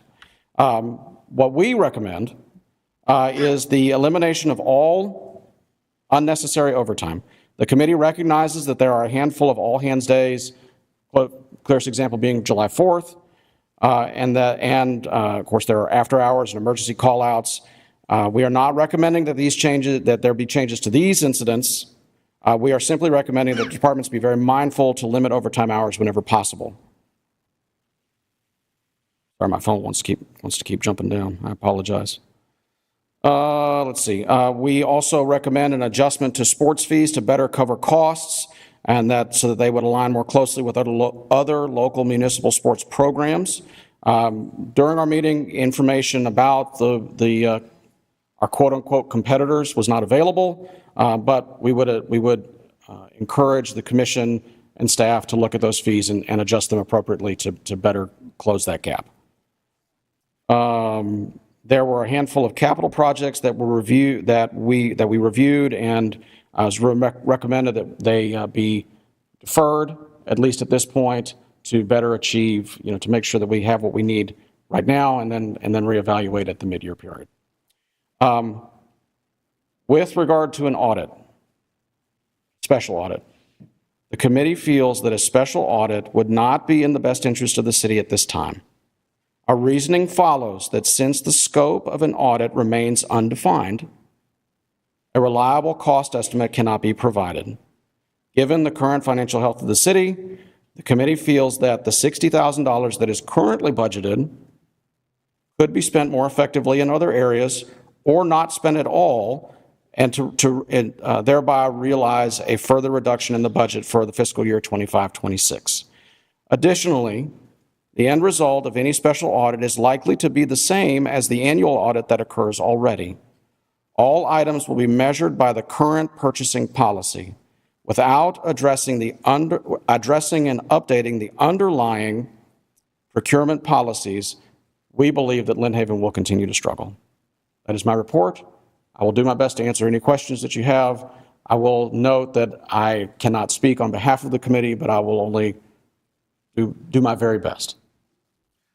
And well, first, thank you for that report.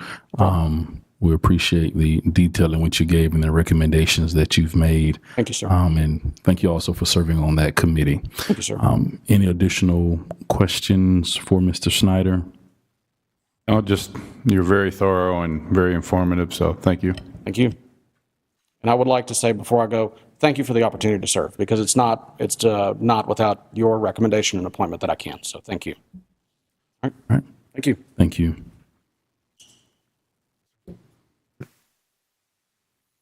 All right. City Attorney, do you have anything to report for us today? I have no report. All right. Again, if you have any questions for her, please see her after the meeting. Get her before she goes while we still have her on the clock. All right. Now moving to public hearing, opening at 6:58 p.m. Would you read this resolution for the discussion and possible approval to adopt Resolution 2025-09466, the tentative Community Redevelopment Agency budget for fiscal year 2025-2026? Yes, sir. A resolution of the City of Lynn Haven of Bay County, Florida, adopting the tentative Community Redevelopment Agency budget for fiscal year 2025-2026, providing for an effective date.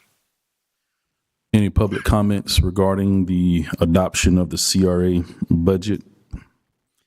I do want to say for clarity that we'll do this twice. So it's not the official adoption tonight. This is more like a first reading with feedback from the public. And then the second meeting of this month will be the official adoption. So there is time to make changes between the two meetings before we have the official adoption. So, the comments are still welcome. So any comments regarding the CRA budget?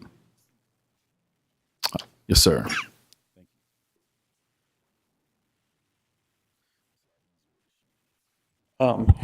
Thank you. So after the previous meeting, Mr. Walker, a fellow resident, stood up here and talked about if the CRA was even needed still. He talked about Mr. Ben Janke's role and how that could potentially be moved out of the CRA and into the city structure, repurposing kind of what he does more for economic development and sunsetting the CRA, because he effectively said it's served its purpose. I kind of looked into that issue somewhat. I'm still learning about CRAs, but I kind of wanted to get a consensus from the commission of, first, their understanding of the CRA, its necessity, and I guess kind of hear from the commissioners on, is there merit to what Mr. Walker said? Has it served its purpose, and can we kind of transition out of that? Or is there some kind of massive downside that comes with that?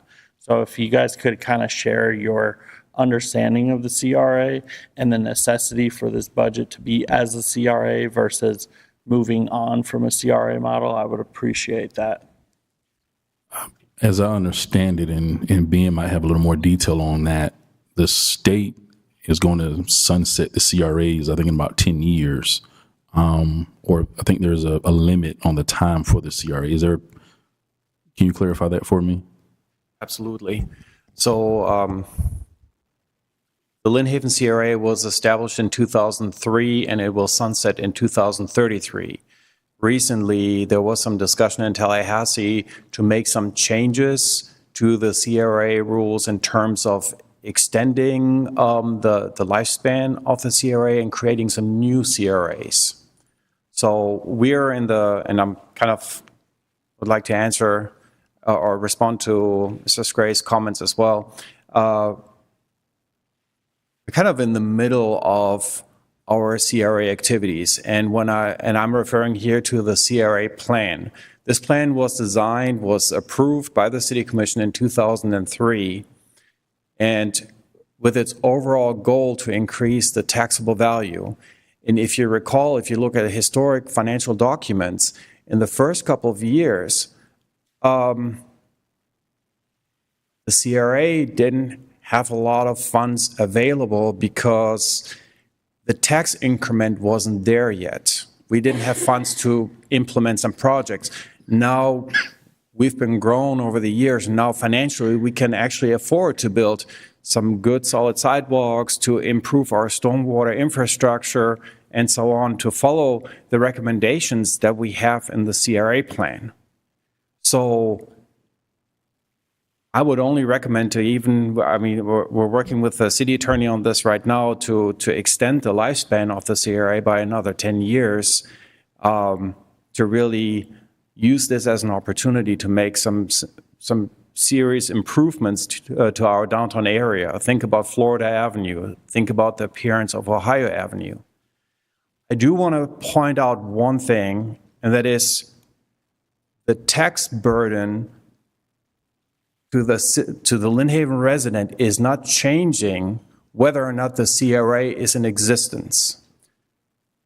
It's just a reallocation of the taxes that the residents pay here in Lynn Haven. So hypothetically, if we would say we'll close the CRA doors and we'll just get away with it, we would essentially give up that additional tax revenue that we're getting from the county. We would give this back to the county, and they would spend that money somewhere else. So I would advise against this. And your taxes would not go down. Yes. Yeah. So, okay, thank you, Ben. So what I understand is from what he just said is there is a fiscal intangible benefit to the CRA existing for the next 10 years. Yes, and we even see that for local residents, businesses that are in the CRA where we have different programs in place, and I wish more would take advantage of those programs, but if you'll see over the year, we get different programs that we approve or different requests that we approve for assistance with painting homes in the CRA, facelifts for businesses in the CRA. I think, are we up to $25,000 now possibly for businesses that could get facelifts in the CRA? So I think it's something that actually allows us to give back to the community. I think it's something that is very vital and useful for our community. And then final question on that is, and this is probably an easy yes or no, is does the existence of the CRA give us access to grant money that we wouldn't otherwise be eligible for without a CRA? I would say yes, it gives us access because a lot of the grants they're based on a 50-50 match, and if you don't have the cash, you can't get the other 50%. The DOT landscaping grant is a matching grant, $200,000 right off the top of my head. So yes, thank you. So can I just say one thing? I know when the first time I became commissioner. I sat down with Ben, talked extensively how the CRA works. If we didn't receive the funding from the county for the CRA, I would probably question it and go, is it really worth it or not? But since we get the amount of funding from the county, to me, it's a no-brainer. Kind of like not taking advantage of your company's 401k match. Yeah. Yeah. They're throwing away free money. So that number in fiscal '26 is $668,000. 68000. 668. 668. $668,000. That we So wouldn't otherwise have theoretically, access to. correct. So theoretically, if we did not have the CRA, we would lose $668,000. Okay, I appreciate it. Thank you. Mayor, if I may, I'd just like to say that in my time as a commissioner, I've attended the TPO meetings that I have since I was put on the board when I was elected. And Ben Jenke does not miss an opportunity to go before the TPO or to seek out an opportunity for Lynn Haven to get grants or matching funds. We've been around a couple of times about some things, and Ben's always there at the meetings when it comes time for him to step up for Lynn Haven. And we have to rack and stack to get some grants, and we've always been in the top to be eligible for these TPO sidewalk grants and whatnot. And Ben does it through the methods he does, and I really appreciate him being there. So that's all I want to say. All right, thank you. Commissioner Peebles, any feedback on the question regarding the CRAs?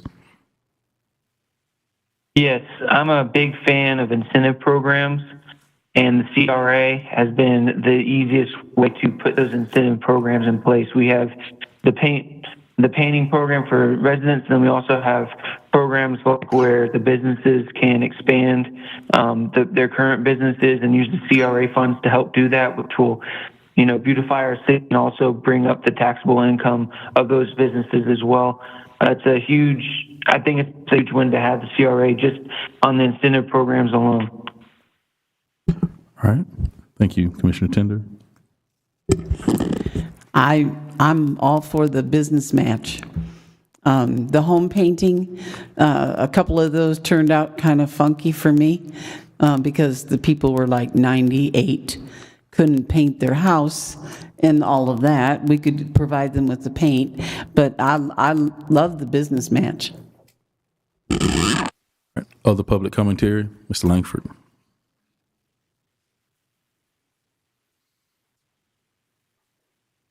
Definitely some good information on the county match. I support the CRA, but what I would ask, and this is not necessarily just for the CRA, but this is kind of across the board from the city when you all vote on funding programs, what I would like to see is the elected officials prioritize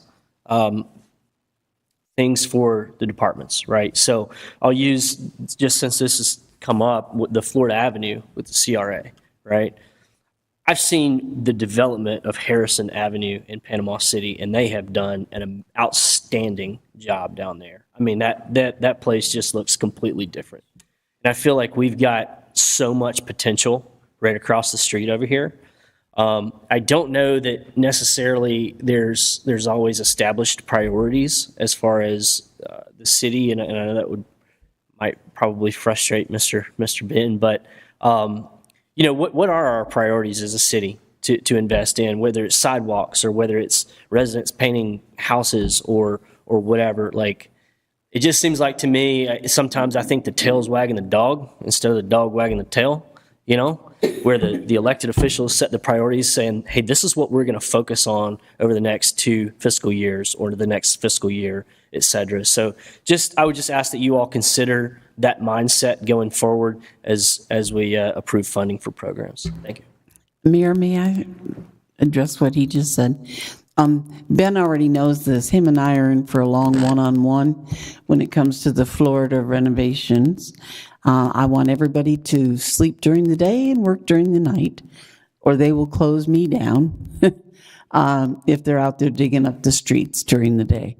But I know there's a solution to all of it. So I'm yes, no, yes, no, yes, no to that whole thing. But I think all the improvements we can make, obviously, are going to make a huge difference. I love the fact that I think it was the CRA and their structure that kept certain types of businesses away from that corner because they were close to the school, because they were close alcohol sales and things like that. I think that's all very, very important what the CRA does. So, thank you. Other public comments? All right. Is there a motion to adopt? Motion to approve. Second. It's Lightfoot, if you'll call the roll.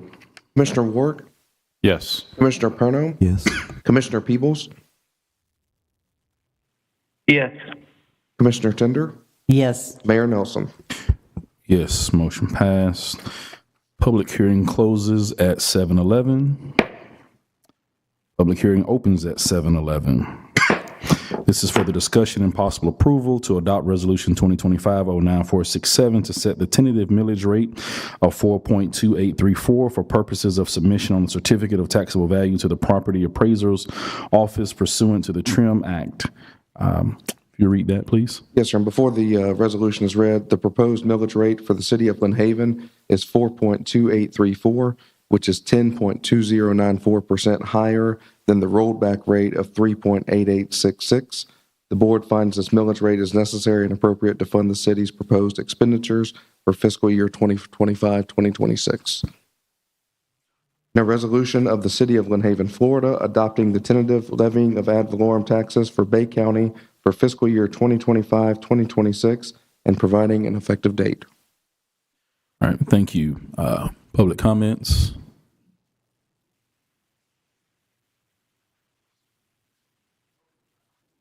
You can go first.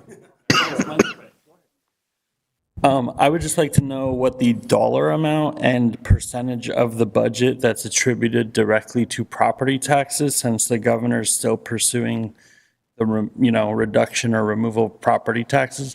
So I'd like to know how much dollars of our budget, annual budget, that is, and what percentage of our annual budget is directly from property tax that could be effectively removed if the governor got his way. So I don't need the answer right now. I assume you don't have that readily available. But everybody knows how to get in touch with me, so thanks. Thank you. Ms. Bashir. Okay, so kind of like Corey said, you've got this budget, and I come from a private business, private industry standpoint, but when we're running short on revenue, you cut your expenditures. And I'm not really seeing that here. Yeah, we've pulled some out here and there, and Mrs. Roman and I disagree a little bit on revenues, what we're going to get revenue-wise, because I'm optimistic and she's not, which is how it should be. But I don't want to pass a millage rate that is 10% higher than what we paid last year on top of our raised sewer rates and water rates. I would prefer not to do that. If, once again, go back to business, we would go to the departments and say, we're 4% short on revenue. You're going to have to cut your budgets 4%. And that's kind of like what I would like to see here. Let's just go back and say, we're short. You're raising the millage rate and still pulling $2.7 million away from, and it's not really a reserve, but out of the available capital or available funds that we have to pay more than what this is. So not only are you short there, you're short on that end also, if that makes any sense. But I would be in favor of decreasing the budget by 4%. Go to your departments and say, and I know they've worked hard on these budgets, but there's got to be places that we can save. At some point, we're going to run out of money. We're never going to raise ad valorem taxes enough to support our current spending levels. I mean, I think Kiki had the numbers. If we tried to balance it as we are with the expenses we've got, what was the millage rate going to be? 5.6. So we've got to cut expenses, and we may as well start now. We need to do that. And I know that y'all are under the gun right now to approve the budget, but we at some point, we've got to draw a line and say, we've got to quit spending more than we're bringing in. And ad valorem taxes is really just a small part of our overall budget. Most of our funds come from enterprise funds and grants and what have you. I think it's about 9 million. Is that what it is? Somewhere around 9 million? 7? A little over 7 million that we get from ad valorem taxes. So that's not our major funding source. So we need to look at the expenses with more detail. I think we are already meeting the city on paying taxes, so I'm going to disagree with Corey a little bit from that because you are in our pockets already. And it's a difficult thing, I know, but it's something that we need to do. Thank you.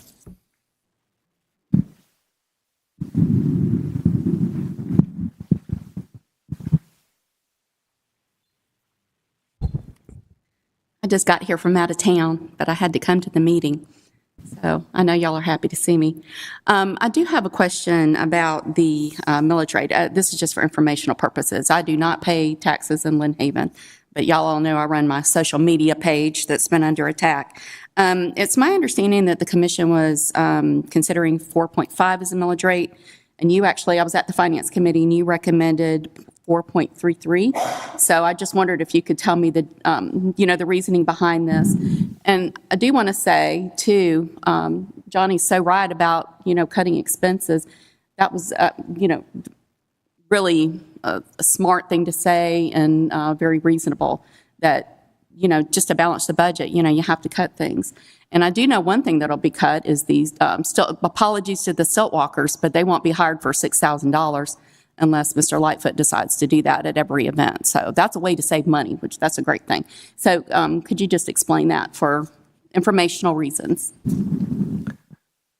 So the very first step in the trim process is for me to come to the commission and recommend a ceiling. I recommended a ceiling of 4.5.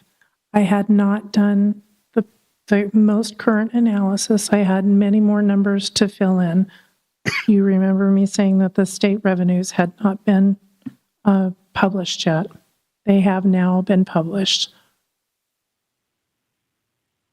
Currently tonight, the commission will be voting on 4.2834. I arrived at that number by balancing the budget for general fund with the exclusion of the debt service payment for the 2019 bond payment. So the $2.8 million will come out of the unassigned fund balance from general fund, that piggy bank we've talked about. Yes, the piggy bank that at the end of fiscal 24 had 18.4 million. And I have said repeatedly, please don't ever let that go below 10 million. Yes. So that gives us 8.4, and we're going to take 2.8 out of that piggy bank with this budget. And I don't want you guys in Lynn Haven to have to pay more money. That was not my suggestion, but that does explain the state numbers came in, because I knew at the Finance Commission meeting or the committee meeting that that's what you wanted to balance, and so the 4.28. Okay, thank you.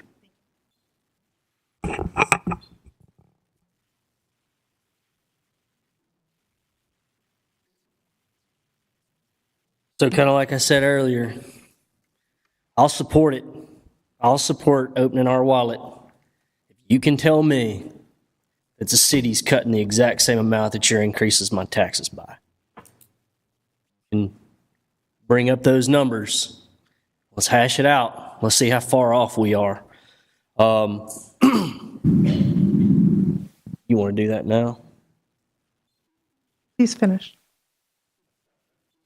It sounds like we're in some sort of an emergency here, and there's going to be some cuts that are made, and probably folks aren't going to like it, and I'll throw the turd in the punch bowl and offer out a few of them. I love July 4th. We look forward to it every year. All right? We love going out there to the park. We love going to the parade. We love everything about July 4th we love. But I've also got sense enough to know that we got to cut back on spending, right? Just the bottom line, okay? I just heard, I think that we're buying a $600 and something thousand side lift truck for the garbage company, and with a knuckle boom as well. Okay, we've talked about contracting out trash companies. Well, we didn't like that because we don't want 7 different garbage trucks driving down our streets every year, and it's going to tear up our streets. Okay, well, let's think outside the container here. Have we thought about contacting a company and saying, hey, here's our routes. What would this one company do our entire trash service for every year? Those are the types of things that we're going to have to start thinking about when we're cutting money and we're redoing the way that we do business. We're going to have to start making those level of cuts if we want to be successful. If not, next year, y'all going to be increasing the millage rate on us again. If we don't fix something now and start thinking creatively, we're not going to get out of this, okay? Every time we go to Porter Park, the grass is perfectly manicured. It's beautiful, okay? It costs money to do that. I recognize that. I tell my daughter, this is what our tax money is going to have these beautiful parks. And maybe we ask citizens to start volunteering to cut city parks. I don't know. But we got to start cutting some money somehow. Thank you. I'll wait for those numbers. Mayor, real quick on the garbage comment. So none of the enterprise funds, water, sewer, stormwater, and garbage affect the millage rate. So even if we were to privatize garbage, for example, that does not have an impact on the millage rate. So you're not going to see a savings on something like that. And not only that, when you look at what our trash rate is compared to all the other cities in Bay County, to include the county, we are the cheapest out of all Bay County. Yes, sir. When other municipalities call us for our garbage rates, they typically do not want to use us to compare their rates because ours are so low compared to theirs. Mayor? Oh. Yes. I also, and I know I brought this up 100 times, I don't want to go to the park with my lawnmower, but I also think that instead of paying, and if you could give us a yearly figure that we pay for mowing, that we used to do ourselves. We were never under contract. The city mowed their own grass. It's my understanding that we have 3 or 4 industrial lawnmowers in a graveyard somewhere sitting, waiting for something. I don't know. But we used to mow our own grass. And when we talked about this just recently, I don't know that we ever had a figure, but I think Ty said we just signed a new 5-year contract. For Kinsall Park, you would ask me about Kinsall Park. Yeah, but they mow everything. Now they mow the cemetery. We used to do all that. We have a couple of different contracts, but there is a lot of analysis that shows it is more efficient and cost effective to have a contractor mow or do certain things. Some of our concrete, for example, sometimes it's cheaper to sub that out versus hiring more staff, bringing in additional vehicles, additional lawnmowers to keep up with that workload. Right, and not only that, when you hire additional staff, you got to pay all those benefits that go along with it. And I know me and Mr. Lightfoot have talked about this before. Typically, this isn't 100%, but typically if you have like something that's common, like a company, that's what they do, you know, and there's multiple companies that do it. So like sidewalks or roads or lawn mowing, typically their overhead is going to be less than what we can do as a city. But if you got something that's specialized where there's only like one company that does it, then it might be more beneficial for the city to do it because we might be able to do it less overhead cost than a contractor. So it's situational. There was another example. Remember, the ditch digging was another one. When we looked at it, I can't remember what percentage it was, but there was a certain percentage that the city did, and then we hired out the contractor, and I don't remember the exact numbers, but the contractor was able to do it substantially less than our own. Our current contract is $3 a foot for ditch digging. If you break down staff time and equipment cost, it's about $8 a foot for city staff to do it in-house. And the contractor gets paid by the foot. They are way more efficient than city staff with the ditch digging contract. So it really depends on what you're talking about. Like, right. I was talking about utilizing, we have doubled in employees in the last 7 years, doubled. We're up to over 200 and some. We used to be at 97. I'm not suggesting we go out and hire new employees to mow. I'm suggesting maybe we use some of the employees we have now to do it. It's just a thought. I'm just looking at ways to save money. Yeah, thank you. Yes, sir.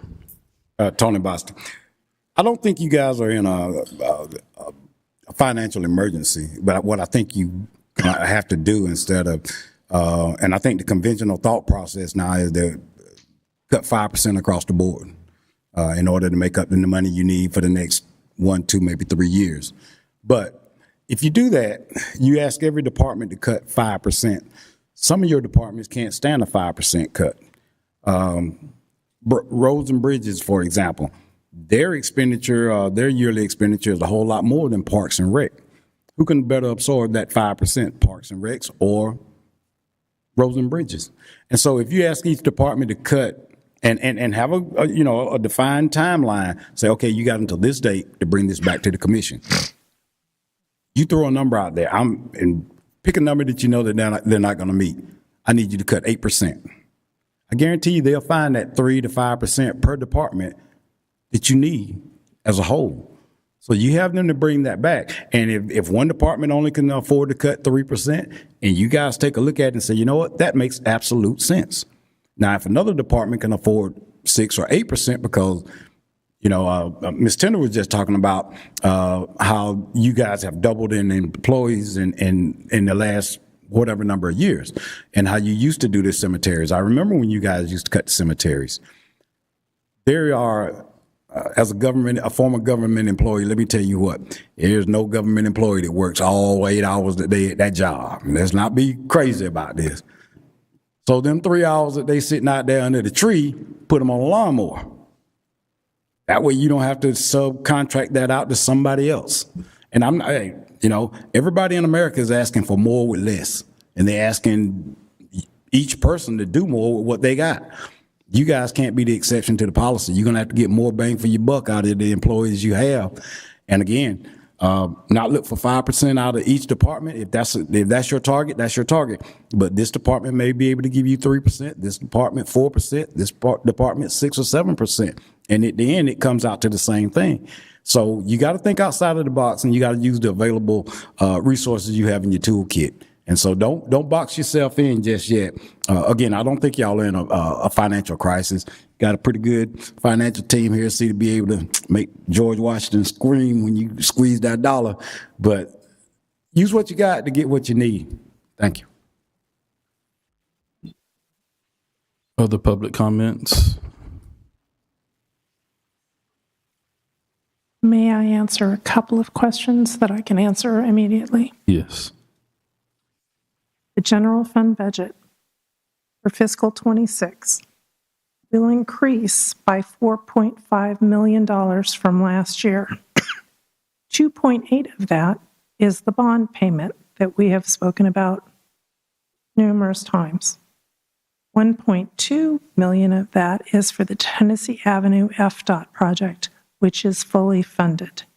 So just between those two items, that's $4 million. We're going up 4.5. General fund is only going up $500,000. We have included a 3% COLA for all staff, general fund-based staff and utility staff. That COLA costs $329,000, just the COLA. And that's to keep pace with the economic times. After the COLA is put into place and other adjustments are made to taxes and benefits, the entire salary number is going up $606,000. It's an inflationary time. We all know that just based on what we see at the grocery store. The city is in an inflationary time. We have pressures from below that we must take care of. The water that we purchased from Bay County went up 3%. The commercial waste processing went up 3.21, I think. That might not be accurate.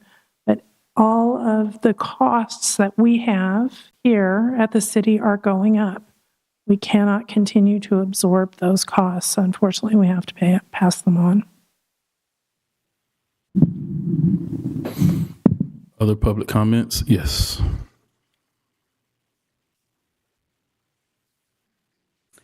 And the one thing I wanted to mention as well is about the sewage plant. Aren't we looking at like $22 million? There's a couple of different options there. The 22 million is the estimate if the city were to go to Bay County. 50 to 60 million if the city expands the current wastewater plant. We are working with the county right now on a rate study to bring before the commission for approval of two different scenarios there. That's going to be a huge debt to the city. Yes, ma'am. And to the citizens. And the rate study is in this budget, so we should be able to get you better numbers by the next budget. Mayor, may I say something? Yes. I had a gentleman tell me this last week that you're the man, that you can make that water situation go away at half the cost. And he came in, he gave me all kinds of, I went, didn't understand a thing he was saying. But something about piggybacking the pipes. But he said, you know how to do it. And he said, you need to talk to Chris about that and that you could save us a lot of money. Do you know who that man is? I do not. I would like to meet him. I think his first, oh no, you know him. He said he worked with you for years. Wilt, something like that. I will look through my contacts and I will see. find out who he is. But he said that you know how to do that at a fraction of the cost. And by stacking something and following the pipes that are already there, but stacking them. So just know that's your knowledge. You can do that. That's what he said anyway. Yes, ma'am. Yes. I'd like to underline what Mr. Snyder mentioned earlier about the budget. He pointed out that with this review committee, that the budget cuts that they wanted to look at, this was already recommended by staff. So before they met, we already had a conversation with interim city manager Lightfoot and all the department heads, and we already looked at ways how we can reduce the budget for each department. And you have heard from Mr. Snyder, police department reduced the budget. I know Mr. Ty Ferris, public Parks and Grounds department, he would love to see an administrative assistant position, but that was cut. Economic development, I just want to give some real examples where we cut the money. Under economic development, I was suggesting a $50,000 economic development study. We cut that because this is a wish list. This is a want, not a need. We need to focus on the need today. So these things were cut out of the budget. I just wanted to point out that all of the departments, they went through this exercise and we really sharpened our pencil to make sure that we meet these numbers that were discussed with the City Commission earlier. Additional public comments? And I do appreciate the budget cuts that have been proactively done. Again, citizens have come and reminded me that in 2022, our millage was 4.1. 2023, millage was 4.1. 2024, millage was 4.05. Now this year, we're proposing to go up to 4.2834, in addition to increasing our stormwater, in addition to increasing our water rates. And so for some, that $500-$600 increase may not be a large impact. For others, it may be. But that's the stance that I'm representing. Is I do understand that we've had large budget cuts. I'm in favor of the COLA for our employees. They work very hard. So I'm in favor of that. So I don't know where we cut the budget. Again, we went round and round about it for about 45 minutes. So I don't know where we cut it, but that's where I am on the budget. I think the 4.2834, I'm not in favor of it because we have all these other increases that we're moving on to the taxpayers as well. But that's me. Any other discussion from the commission? One more thing. I do agree with the gentleman who stood up and said about the 4th of July. I think there are a lot of city functions we can cut back in in a little bit.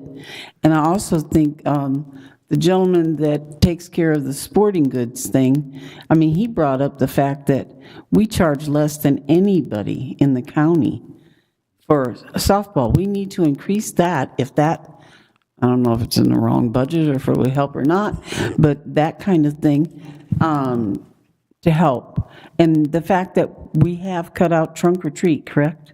Yes, ma'am. See, I think that was what's that? And Easter. And Easter. We've cut out Easter? So we're not cutting out the holiday, just the Easter egg hunting. Yes. We're just not coloring eggs, right? Yeah. Yes, ma'am. Yeah. But I mean, anything like that, even if we were to cut back the 4th of July budget, we don't have to stop 4th of July, but even cut it back because I think it has grown big time over the years. What is our total proposed budget for 4th of July? So there are a couple of components to 4th of July. One I can pick out for you very easily is the actual cost of the fireworks. Those run approximately $50,000. Each year, that vendor asks for an increase. We have discussed this, and my recommendation is to save money to cut back on minutes of the event. I think, are there 20 minutes now? They're currently 30. We're talking about going back to a 20-minute fireworks show. So we can save some money there. Another component of the 4th of July was all of the vendors that you talked about, the stilt walkers and the face painters and all of that. As of August 25th, I didn't have all the expenses in, but as of August 25th for this year, that was $69,676. Again, not all of the invoices are in for July 4th in that number. We are cutting back from $69,000 to $55,000. So we are making some cuts to the 4th of July. The interim city manager and the marketing department will review how they're going to have to save those monies and what will continue and will not continue. The third component to July 4th, which is not easily found, is the overtime. As was described earlier, it's an all hands on deck kind of thing. Everybody participates in one way or another. This year, that one day, there was 933 hours of overtime. Now, some of that is already pre-planned, police, fire, and such. I don't have a way of pulling out from the timekeeping system who would have been having overtime and which overtime is specifically because of July 4th. I just don't have a way to do that. I can only report to you this year, 933 hours of overtime. Last year, 880 hours of overtime. The year before, 660 hours of overtime. Do you see the trend? People love 4th of July. It's sort of our signature event. We all recognize that. We need guidance from you of how much do you want to continue this? Do you want to continue it to grow? This budget is pulling it back. Do you want to pull it back even further? That's something we can discuss. Right now, cash money, I've got $105,000 in here, plus the overtime. And the overtime will be dependent on what events you want to continue. On the overtime, do we do trade out on hours? I mean, comp time? Comp time. Or does that not work out? No, ma'am, it's typically overtime to the employees.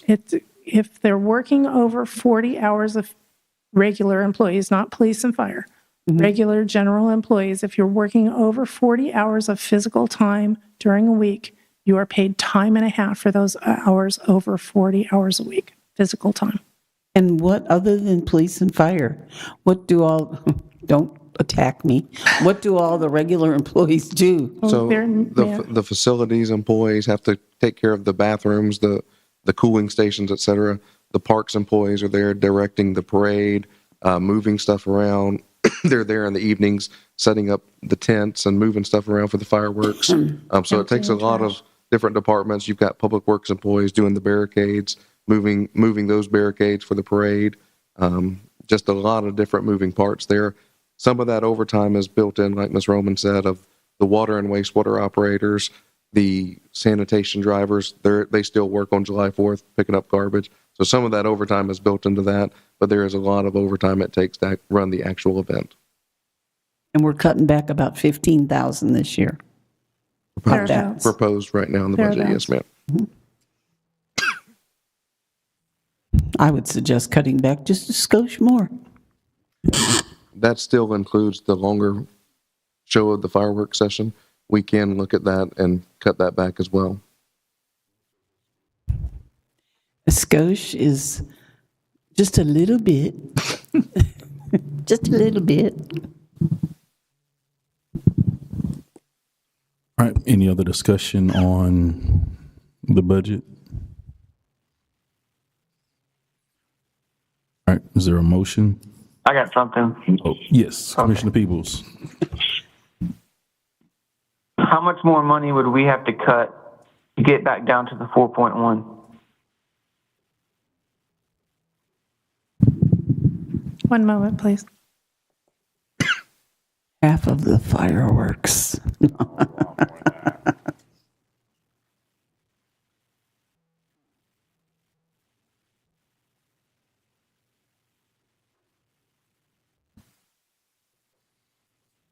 $307,000. So if we cut 307, that'll get us back to 4.1. Yes. Okay.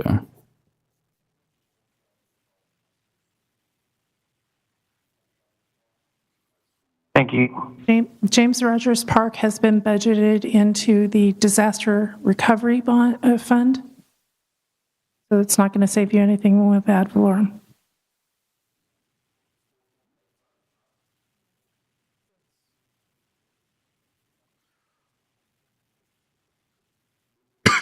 Mayor, there is $110,000 in the budget. You have the 50 for the proposed head honor, and you have the 60,000 for the proposed forensic audit. That's 110,000 in the budget right there.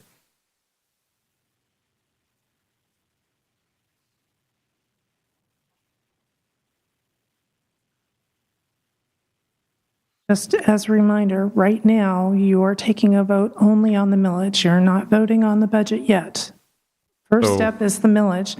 And if at the end of the meeting, after all the discussion, you can give me direction to change this millage rate between now and the next meeting. We just can't go higher. You just cannot go higher. Well, you can go up to 4.5 if you But we choose can't go to beyond. Oh, because that was what we originally voted on. You can pick any number you like up to 4.5. Okay.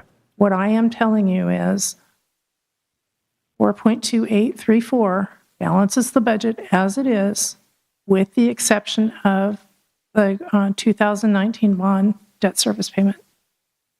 And that was the direction I was given by the Finance Review Committee. All right. So is there a motion for this trim? Motion to approve. I'll second. All right, you'll call the roll. Commissioner Wark? Yes. Commissioner Perno? Yes. Commissioner Peebles? No. Commissioner Tender? Yes. Mayor Nelson? No. Motion passes. Discussion and possible approval to adopt Resolution 2025-09468, tentative general fund and enterprise fund budget of $62,657,497 for fiscal year 2026. If you read this, please. A resolution of the City of Lynn Haven, Florida, adopting the tentative budget for fiscal year 2025-2026 and providing an effective date. All right, public comments. I want to make this really quick. Like I said, I think our revenues may be a little more than what we've got anticipated right now. I don't mind seeing this budget pass just like it is, but I don't want to see us come back in December at the time we adjust the budget and say, oh, we've got more money than we thought, let's spend it. I don't want to see that happen. If we do get more revenue in, let's not treat it like it's a slush fund and a pot just to spend money out of. So approve this, that's fine, but if we have more money available, don't just spend it. Thanks. Kind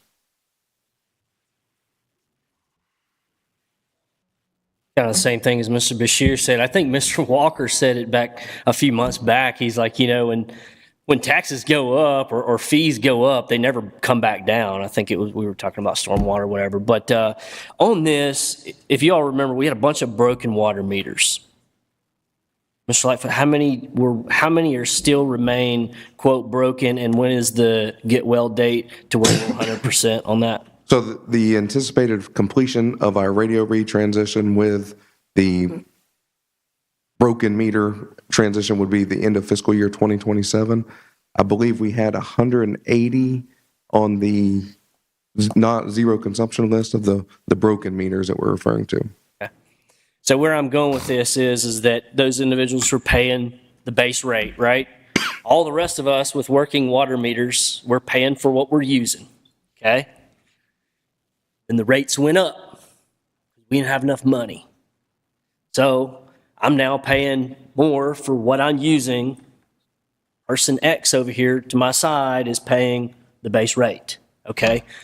So here's what I'm asking for.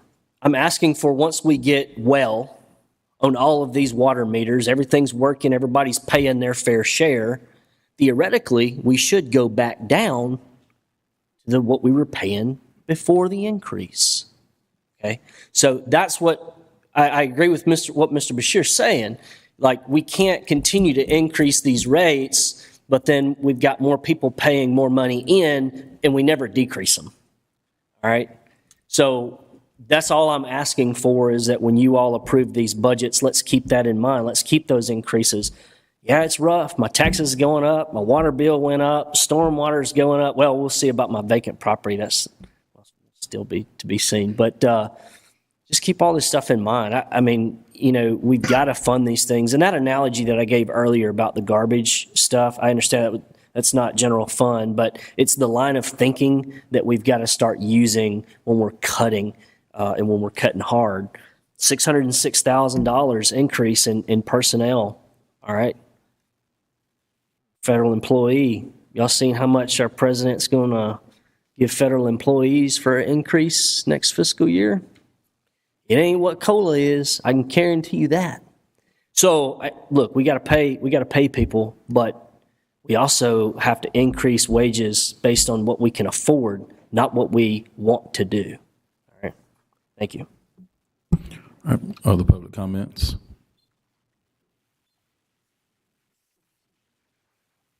So I think you had actually answered Johnny and said it was like around 7 million that the ad valorem was part of the budget. 7.6. So roughly 10 to 11% of the budget comes from ad valorem. I would like to see this commission. Y'all should be up here for at least another year. Next election is 2027. I would like to see the commission work toward next year's millage being as close to zero as possible. And I know that's mind-blowing, but I truly think that with the way the governorship of Florida is going, is there's going to be a even stronger push to try to eliminate the ad valorem taxes at the municipal level. And I know we have like non-ad valorem avenues, but I personally don't think that's appropriate for you guys to just vote and say, hey, we're just going to put a non-ad valorem in place and collect all this money and do it for whatever we want, even if it's a legitimate expense. I'd like to see non-ad valorem be put on ballot. If you want to pass one, it has to be voted on by the community.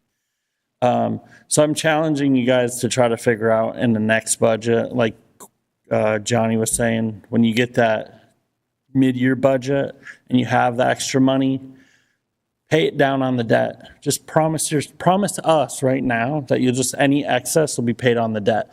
Because when you get us to the point where we're debt-free as a city, we can free up, I think if my math is correct, about 34% of that non-ad valorem is so 2.7 million to debt service. So what is that, like a third of the 7 million? Yeah, and that's just one bond. So how much total is how much are we paying every year on debt?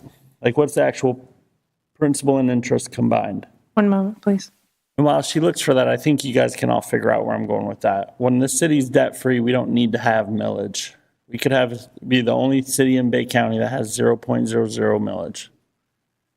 And we might be forced to be there a lot quicker if the governor succeeds in what he wants, so. Roughly the entire debt service for all funds, 3.8.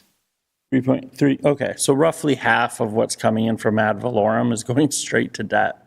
I don't know how you guys feel about. That includes the enterprise fund debt service as well. Correct. The ad valorem cannot pay the debt service on the utility. You could offset, right?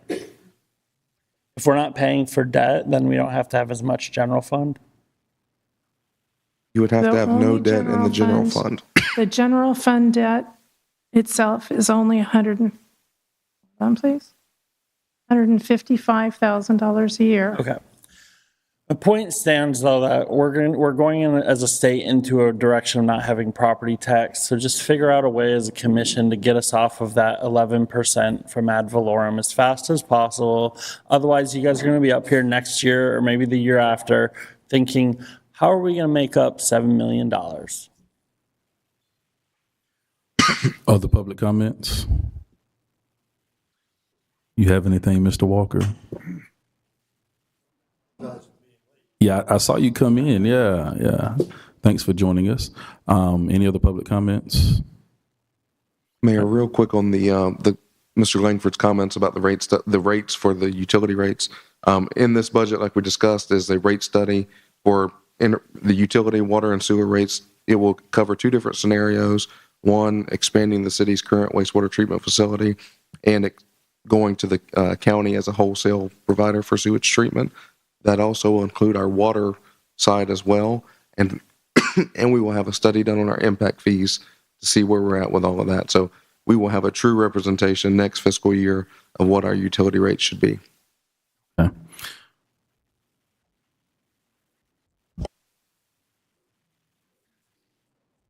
Just a comment along with what you just said. Again, I was at the Finance Committee, and I heard what Judy said about the half-cost thing. My understanding of it is if the city keeps control over the water treatment facilities, sewage treatment, it'll be about $50 million, and that has to be addressed within the next year and a half. And at that Finance Committee, it was stated that you all would have to take a loan for that. If you tie into the county, it's $22 to $30 million. So just bear that in mind, everybody. Any further discussion from the commission or questions for Ms. Roman regarding the budget? I just wanted to piggyback what Mr. John Bashir said. I just want to reiterate what he said. I think that's a very good line of thinking that we should have. All right. Any other comments? Any other discussion, commission? All right. Is there a motion for this? Motion to approve. Second. You call the roll. Commissioner Ward? Yes. Commissioner Perno? Yes. Commissioner Peebles? Yes. Commissioner Tender? Yes. Mayor Nelson? No.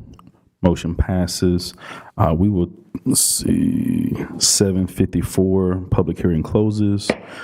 We will take a few minutes break, and then we'll be back to go over our consent agenda. I do know we have a consultant here from Tallahassee, actually on agenda item number 20. So it might be a while before we get to him. Would everybody be okay with moving agenda item number 20 to agenda item number 14 so that we can hear from him early on? Okay. All right. So, yeah. So he'll be after consent agenda, old business, then we'll have our public hearing for agenda item number 20 as agenda item number 14.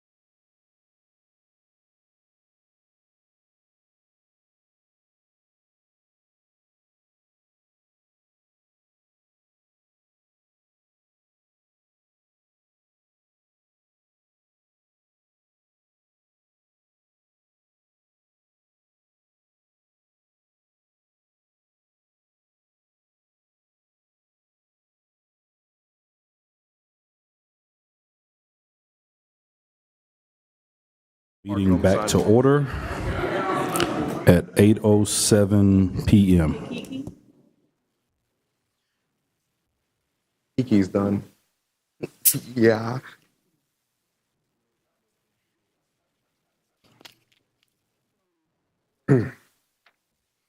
Usually the second half after the break goes a lot faster than the first half, so maybe we should take breaks earlier, and see how that goes, right? But no, back to our consent agenda.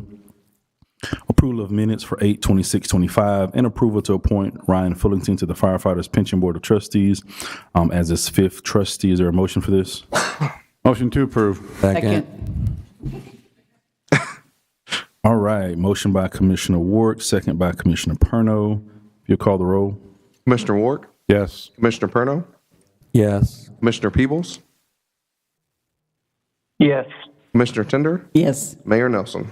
Yes, motion passes. Moving on to our old business discussion and possible approval of the job description for a new city manager and to direct staff to advertise. City Attorney?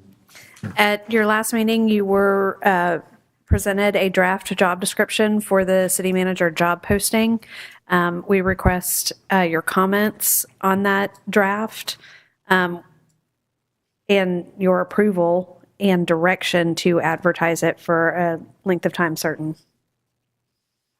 All right. Any feedback from the commission? Any addendums, any adjustments to the proposal or the proposed job description that we received? All right. You have anything, Commissioner Peebles? No, sir. All right. Is there a motion for this? I guess it is possible. Yeah, motion to approve. Second. All right. Comments from the public?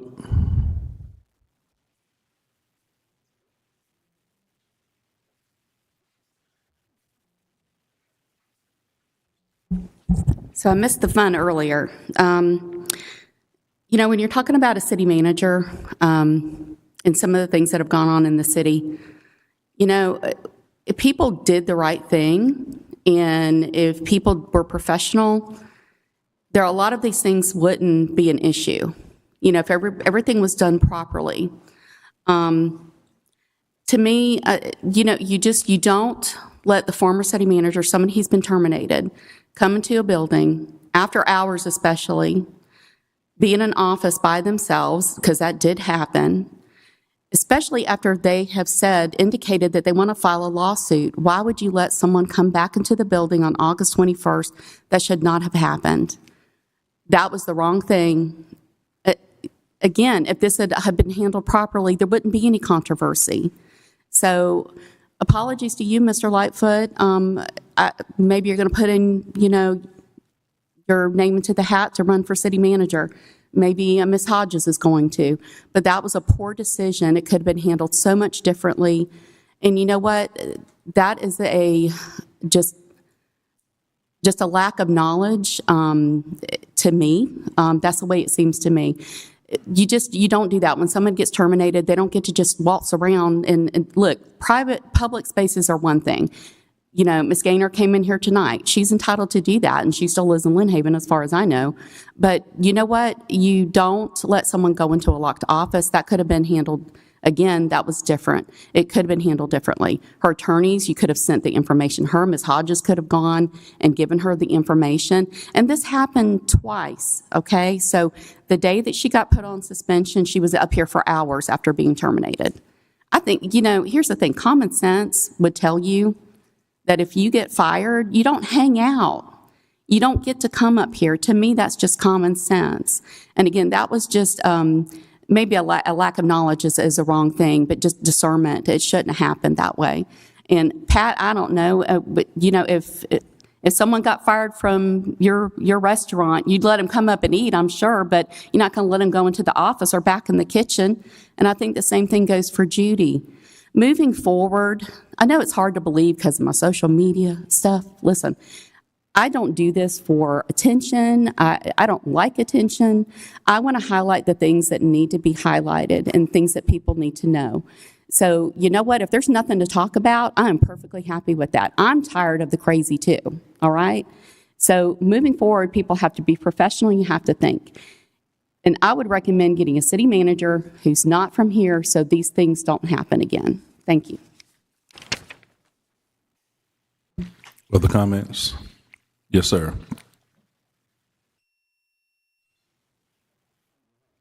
Rich Walker, 1106 Michigan. We're not dealing with that incident. What this says here, you're working on the job description for the city manager. I mean, we're going to change the job description at all? Nothing? So this proposed job description. Working on the job description for the city manager. I mean, we're going to change the job description at all? Nothing? So this proposed job description is a compilation of what the actual duties are from the charter and their input on the specific criteria for education and experience requirements they want in their next city manager. Okay. It's not contrary to the charter, but it is specifically tailored to their ideal candidate. All right. Because mostly times the city manager who has been hired comes in and writes his own contract or her own contract and then tells you exactly what salary they're going to get. Usually one of the commission does that with that, is usually in charge of the contract. I remember when Ms. Gaynor came on, it was Commissioner Aldridge, and he worked on the contract. Yes, very much so. It's not the city manager themselves, it's a member of the commission but the city as manager. well. Yeah. And you told him exactly what the top salary would be, and that's what he took. He starts at the top and then goes from there. Be advised, the charter, over 100, almost 100 years old. It's worthless. That's why you're going to be reviewing it. It is not correct. It's not good for what we need now.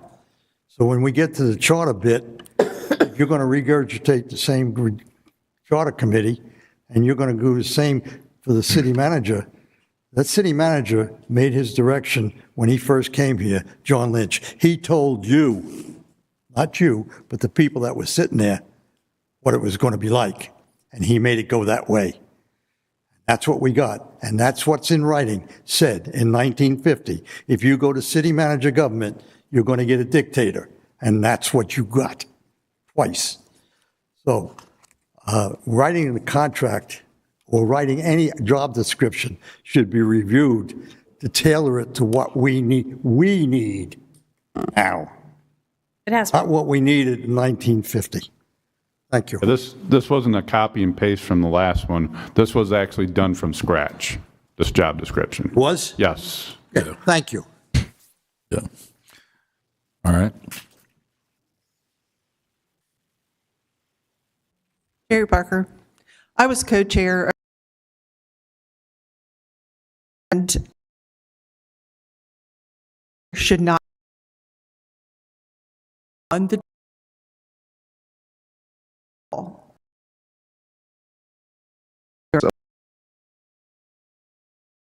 sections, graphic research, amending chapter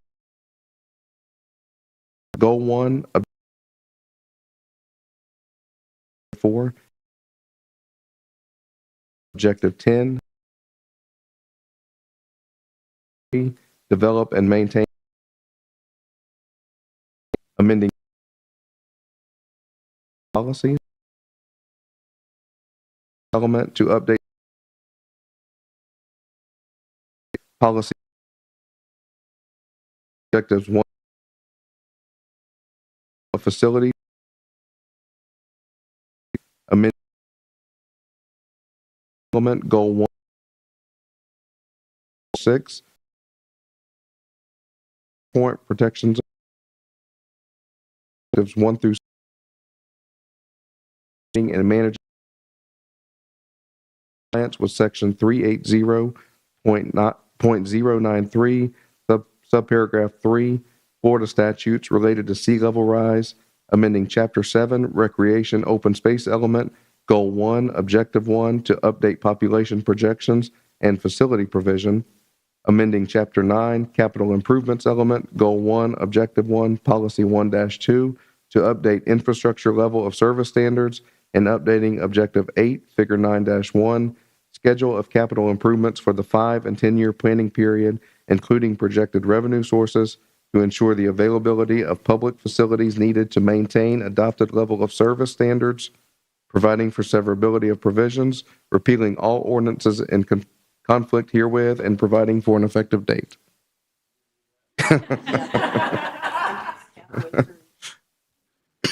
Thank you. Comments from the commission, questions? This is the second reading, and following this public hearing, you may adopt this ordinance to send to the state and finally adopt. The state did have one objection and 2 comments. The objection has been addressed both in the data and analysis and in the body of the comp plan itself. Distributed to each of you tonight is at least page 1 of that Exhibit A that shows what incorporation of that express language to address the objection looks like. It's specific to the planning horizon. Ray Greer is here if you have specific questions. All right. Thank you for hanging out with us so long. We certainly appreciate it. Are there any particular questions for him? I'll just reiterate what we said on Friday that actually got him to the microphone, and it was good information, is that there was also 2 comments, and one of the comments was something about intensity, correct? Correct. And the gentleman was very formative because we wanted to let them know we addressed the comments, and there seems to be a dichotomy within one of the comments, and he explained it very well. And that is correct. Yeah, they're on the 2 comments. One of them is associated with sewer to septic, and it is, again, it's a statute change that was done in 163 that's really to direct rural county areas and not so much city areas, but it captures all local governments. This particular item, what we did discuss, the city has an ordinance in place that addresses and requires for any subdivisions, large developments, they have to be connected to city sewer. So we had a discussion with DEP, Department of Environmental Protection, on this comment, and they are satisfied we have that put in our response, and it will go back to them, to the state. The other comment was an intensity standard in the residential category, where the residential category currently has density for how many units you are allowed per acre, but the residential category also allows other uses such as schools and churches. And by 163, it's required to have an intensity standard. And so there was some discussion of whether or not to put the intensity standard in, but something that happened in July that went into effect that is associated with declaration of emergency disasters. It was over 3 hurricanes that passed and went into effect. Doesn't allow for the next 2 years, doesn't allow a local government to adopt anything that's more restrictive in your current comp plan until 2027. And that went into the law of Florida and is being implemented through the Department of Commerce. And therefore, if we were to add that intensity standard, they would view that as something more restricted than what we currently have before adoption. So we are going to recommend leaving that one out. And we've noted that in the comment. It would be addressed at a later date. All right, thank you. Additional questions, comments? Thank you, and thank you for moving this item up. Thank you. Need a motion? Yes. Motion to approve. Second. All right. Comments from the public? You don't have anything, Mr. Walker?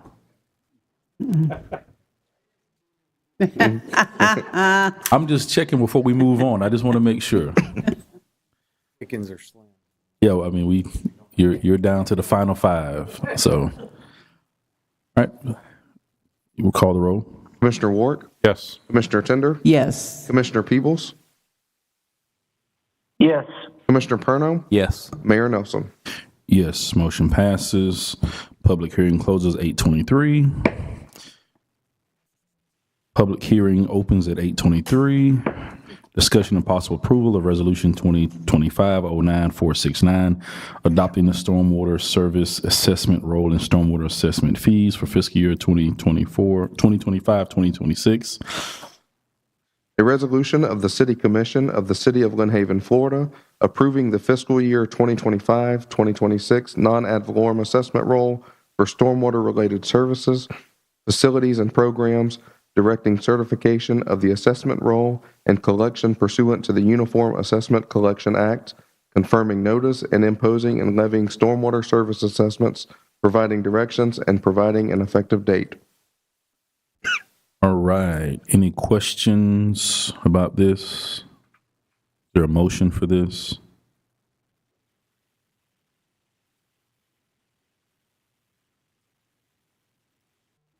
Motion to approve. All right. Is there a second?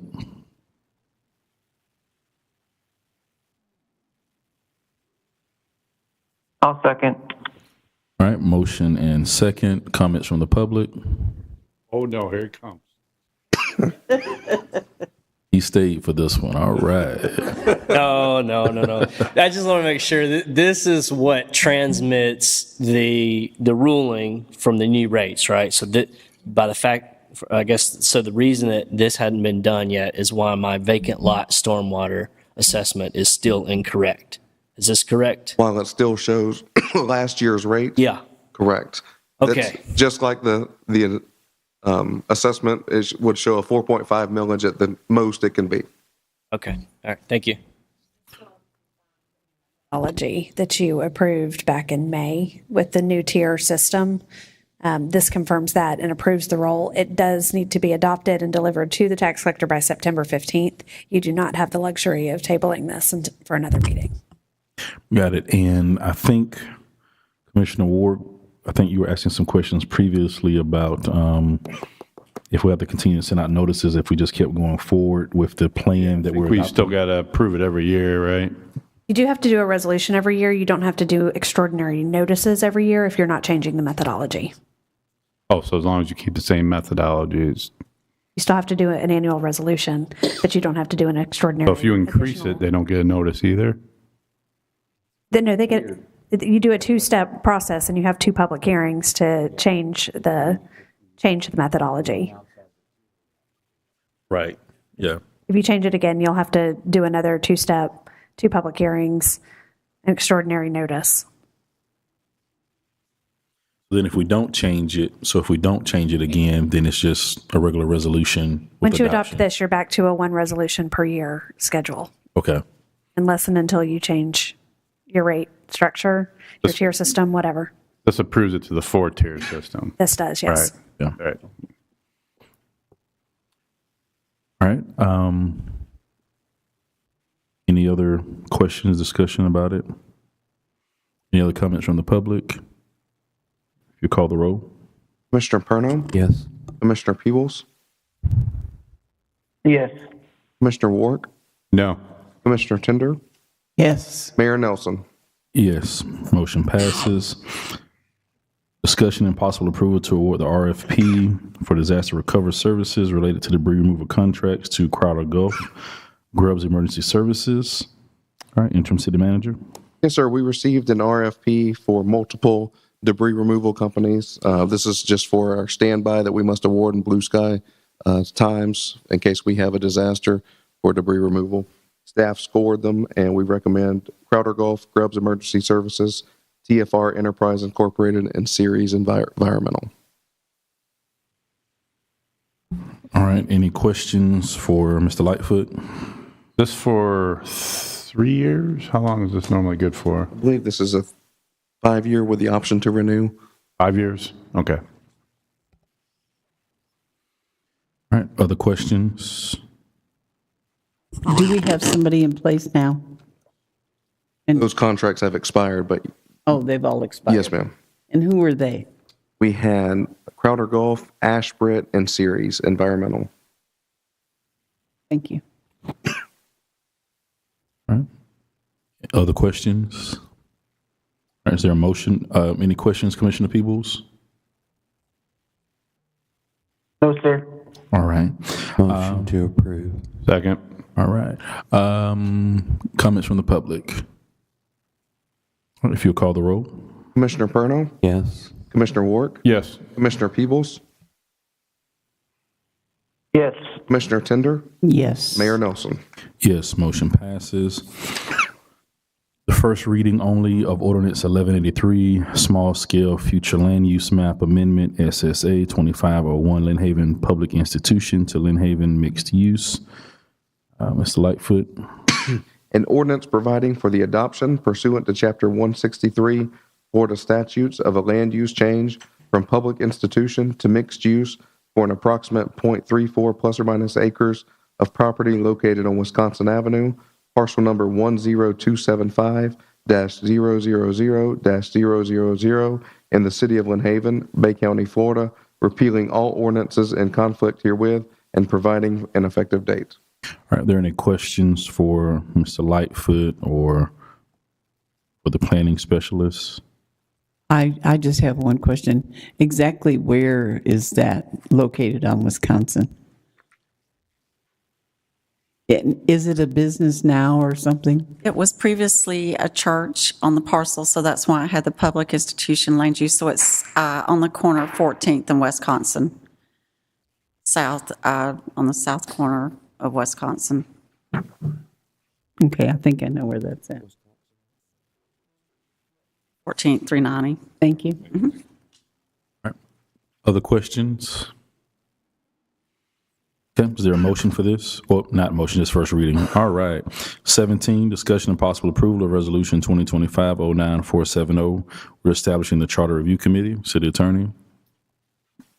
So based on your direction at your last meeting, this is a resolution that reestablishes your Charter Review Committee for the purpose of at least evaluating whether or not a city clerk position should be established. If you want to assign it other duties, you absolutely can. It's in substantially the same form as your prior resolution. It requires the committee to meet at least monthly until its final reports and recommendations are completed. There is no deadline for the committee's work to be completed at this time, so if you would like to set one, I urge you to do that. Right now, I have provided that the committee shall dissolve on February 8th, 2027, unless further extended by the City Commission. That date I chose deliberately because it represents the deadline for submitting ballot language to the supervisor for the city's next regular election. I understand you may do a special election, but I tried to keep them alive until your next one, and that's the date that ties to that deadline for the ballot.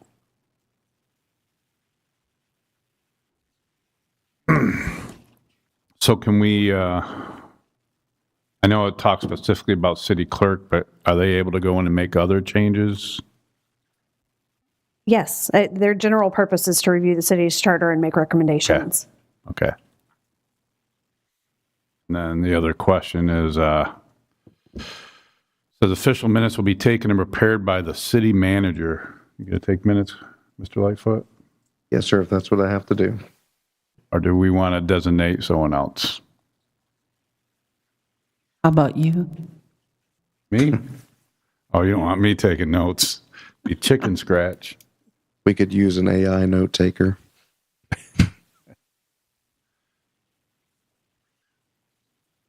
mean, I have CJ. CJ would take the notes. I believe she took the notes the last time. We designate that, or should we designate that? I guess is my question. Does it say designated by the city manager or the city manager? What does it say exactly? The city manager or designee. Yeah. Or designate. So you've got the ability for Chris to designate CJ to go. You can designate in the wording that's there. Okay. All right. Any other discussion on this matter? I think you should add free lunch. Would you like for me to read the resolution, Mayor? Yes.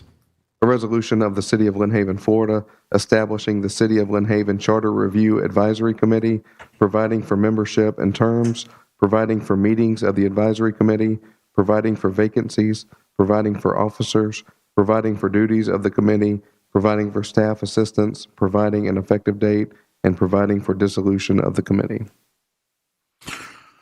All right. Is there a motion for this? Motion to approve.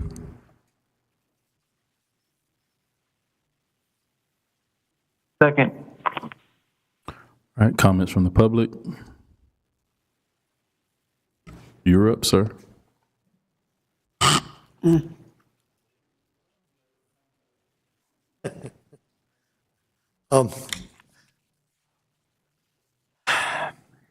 This is ahead of schedule. There's a couple of years still left on the original committee. Are we going to have a special election to change the charter? See something in there about that, changing the charter. So we're getting a new review board. Are we going to be very careful about who we choose and who's going to be allowed on it? For example, as the ladies explained, and I did visit it, we discovered that the city manager controlled that meeting. She, as a citizen, or he, is welcome to the meeting. That's it. That's it. No power there. If you were there at that meeting, you would observe what happened. Had no control over that meeting whatsoever. It was done by the city manager completely. It was bad. So what I'm suggesting here is we're going to have a new committee, choose people that know what they're doing. Please. This is their document. The city's is the citizens' document. It should be laid out, as I've explained before, should be laid out to cover us for the next 50 years. The other one didn't last long enough. Should have. We've got to look ahead and do it right. No disrespect to the city manager. She, he, whatever, could be there. They are citizens. Your interim city manager is not living in Lynn Haven. So if this interim city manager is going to be there and going to be visiting, yes, as a citizen, he can do it. He has no power. The new city manager might, if he's in term. Please, in the movie, Harrison Ford said, or they told him, choose wisely. Thank you. If I respond to that, Mayor? Yes, sir. So in the charter, it actually states, in the job duties of the city manager will attend all commission and committee meetings. That part would need to be changed. So.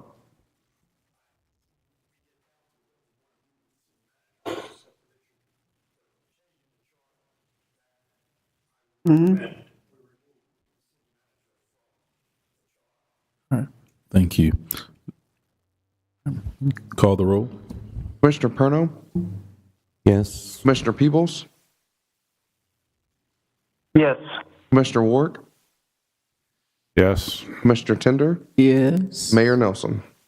Yes, motion passed. First reading only of draft ordinance 1184, proposing a charter amendment to establish the office of the city clerk. If you'll read this for us, please. An ordinance of the City of Lynn Haven, Florida, proposing a charter amendment to establish the office of city clerk, providing that the proposed amendment shall be effective only upon the approval of referendum as specified in the ordinance. You do not, I want to say, do not feel compelled to read this or to move this forward if you were not ready. I wanted to prepare this based on the conversation to show you what this amendment to the charter could look like. I realize that you still want a charter review committee to review it before it gets too far down the process. And I'm not trying to force that. I wanted to set you up to continue to moving forward. And if this was too basic to give that direction and feedback, because ultimately this is your ordinance to adopt. And the Charter Review Committee is certainly specifically should weigh in on that. So you may want to withhold judgment until they have reviewed it. You may want to give them some guidance on your thoughts, and that's your opportunity to do that. I have kept it basic on purpose so that you can tailor a job description, again, to what the criteria you're really looking for, whether that's financial based or records management based. Yeah, that was going to be my question. So Basically, it's probably better for us to wait until we get the recommendation from the Charter Review Committee and then vote on it all at once. Agree. That's why when we were discussing, I wanted to form the charter committee. So from a procedural perspective, tonight is a first reading of the draft. But You want to table this, I think, until the Charter Review Committee has come back with some recommendations. right, no, I understand that part, but I'm asking with this being the first reading, are we tabling this and then we have to read it again for the first time and then the second time? I think that makes sense because the Charter Review Committee may not be interested in rubber stamping this. They may have some significant changes to the text. I just wanted to give everybody a place to start and let you know that I had done that and put it in ordinance form for you. Got it. So when we bring this, after the Charter Review Committee goes over everything, we bring it back, then it's going to come back as a first reading of the new ordinance that we've reviewed. In Okay. a form that has been recommended by the committee is my expectation. Okay. And then bring our names for the next meeting. For appointment of the committee, yes. Okay. And if you'll send those to Mr. Lightfoot, and then that way we can already have that in motion. And I guess we need to follow up to see if they have to fill out applications and such to get that to them. Did they fill out applications for the last charter review? Did they? Okay. So yeah, they need to fill out we need to get the application to them and get that back to Mr. Lightfoot so we can have that in the next agenda. So I guess basically this week we need to get that information together. All right, so everybody's good with postponing making any decision on this. You good with that, Commissioner Peebles? Yes, sir. All right, awesome. And discussion and possible approval to accept the contract with Capital City Consulting for lobbying services and authorize the mayor to execute the contract. Yes, sir, Mayor.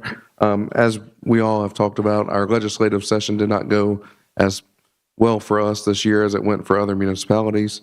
And talking to some of the other city managers throughout Bay County, they recommended adding Mr. Drew Minor with Capital City Consulting onto our lobbying team. He will work alongside with Missy Timmons with Timmons Consulting to help through this next session and try to help us get a little more of our appropriations. Got it. So I do have a couple of questions in regards to the contract. So in regards to the term, it says the term of this relationship shall begin on September 1, 2025, continue for a minimum of 12 months. Thereafter, the agreement will continue until council within 30 days, advance written notice by either party. So there's just an ongoing contract? Correct. Okay. And then in regards to the fees, so I guess one of my questions is how does his fees compare to Missy Timmons' fees? For example, like obviously we're looking at paying $5,500, so that's double to what we're already paying now. Yes, sir. But also, what are we getting for $5,500? Because it seems like we're getting charged for everything else: meals, travel, lobbyist registration. So what does the $5,500 cover? $5,500 is basically the retainer per month for the lobbyist, and it is basically the price you pay of being able to be represented well in Tallahassee. Okay. Do they add on to that? They can, yes, ma'am. Yeah, the $5,500 is the minimum. So if he goes out to eat lunch with somebody, then he's going to charge us for that. Unless he can talk them into paying. That's true. So really, we have to budget more than what we're asking, than actually what's on this. Yes, so what sir. are we projecting the budget for this? We have a little bit of buffer built in that line item, and we would look at it again at the mid-year budget if we needed to, but try to keep these expenses in check. Yeah.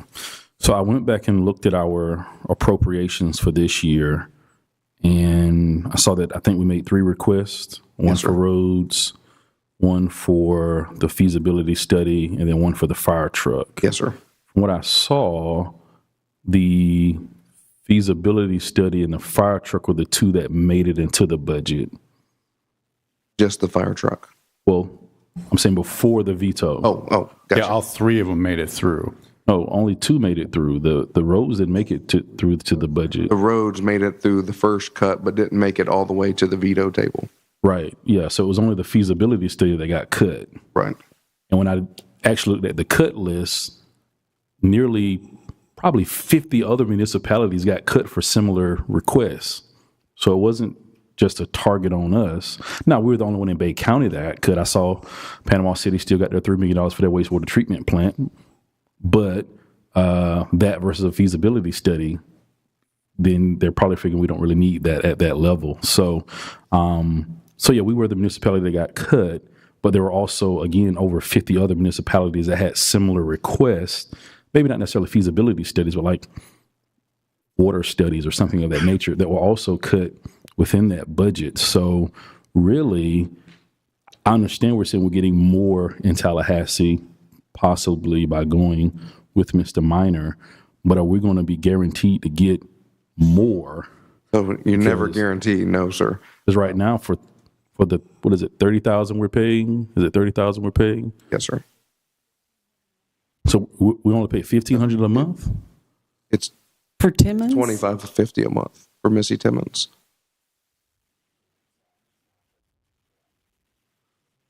Can we get a total, what we paid her last year?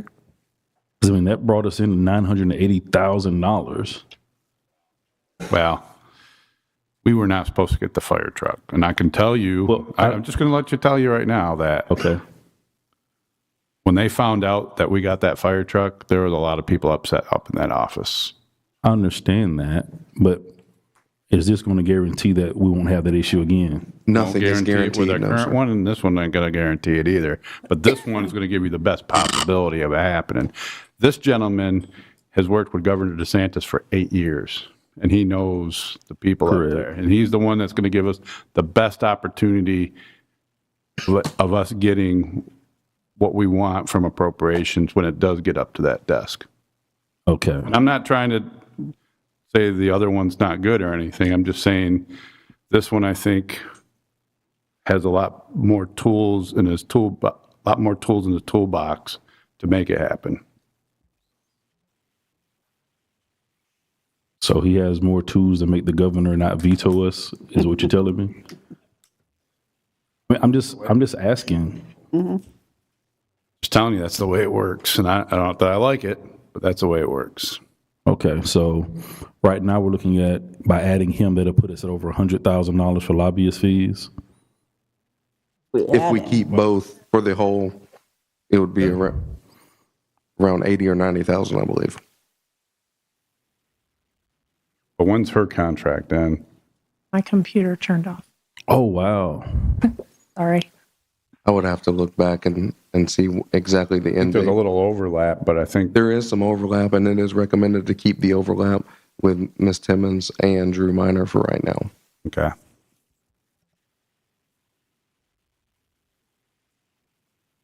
I'm sorry, my computer turned off. I had to reboot everything. Are there other questions? I just want to know how much we paid last year. I mean, do we think we need to? With discussions with other cities, it is recommended right now to get us some additional help in Tallahassee. But are they cutting back the way we're trying to cut back? They're going to try harder. I mean, if we bring on another guy, and the one we have has roots to Lynn Haven. She's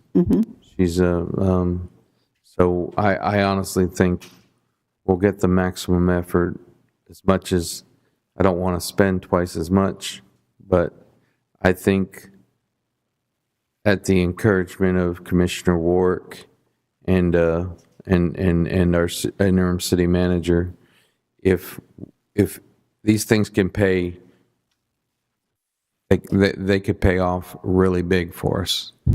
So we're taking a swing at it for 1 year, and we're up in the budget. If we get a good appropriations from it, it's worth it. It's just something that we've got to look at. If we're left out in the cold again, we gotta go back to the drawing board.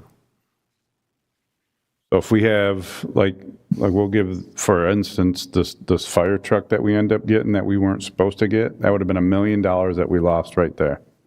If the gamble paid off, which I think it will with Mr. Minor, if we don't take them, then to me, I think then there's a really high chance that any appropriations that go to the governor's office will probably be vetoed. And these individuals have fortes in finding grant money as well. I mean, they're not just influential with politicians across in the aisles. They can go out and help us find particular grants or grants that will match for specifically for some of the projects we need for regional stormwater. I was encouraged from talking to Ms. Timmons, and I know this other gentleman would do the same. They'll break their backs for you to help you find pots of money to get stuff done, as well as try to get you appropriations. Have you met this person, this man? Not in person, no. Oh, but you've talked to him? Yes. But it's like anything, you get what you pay for. I mean, if we tried, and we've only, how long have we been doing the Ms. Timmons? 2 years? I believe 2 years, yes, sir. Yeah, so we're in our infancy in this, and if we put another leg in there, we might get the hokey pokey. Hokey pokey. And that's how you do it. It is $2,500 a month for Ms. Timmons, $2,500 a month. But she does not submit expenses. We pay her flat $2,500 a month. Wow. I say we take them both. She gives us a lot. Does. Got us in her heart. I just think this one's got a lot of experience with the current administration. He has a lot to offer. And it sounds like they compete. It sounds like they will compete if we keep them both. I think they'll not only compete to get us more, but they'll team up to get us what's right. They will work together. Yep. If there's something that they think fits us, they'll both go after the people that make those decisions. If you score something that's over, I don't know, $75,000, $80,000, it paid for itself, basically. So how does piggybacking off of Panama City benefit us? Just being able to utilize their contract to piggyback off, to have a contract to go off of. Okay. Because when I talked to him a couple of years ago, that was the same rate. Correct. And he said that whenever he sent the proposal, that they would have not gone up on the rate they proposed a couple of years ago. Right. But that's what I'm asking. How does piggybacking off of them get us this rate? Because that was the same rate he gave us independently a couple of years ago when we talked with him. It's just piggybacking to be able to use the contract without having to go out to an RFQ or an RFP. Okay. So that's what I'm asking. How does it benefit us by the piggyback? Because the rate's the same. The procurement, not the rate, it's the procurement process that you're piggybacking off of. Okay. All right. Is there a motion for this? Motion to approve. Second. All right. Motion by Commissioner Ward, second by Commissioner Tender. Yes. Comments from the public?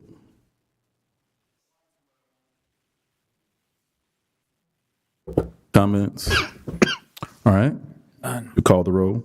Commissioner Ward? Yes. Commissioner Tender? Yes. Commissioner Peebles? Yes. Commissioner Perno? Yes. Mayor Nelson? No. Motion passes.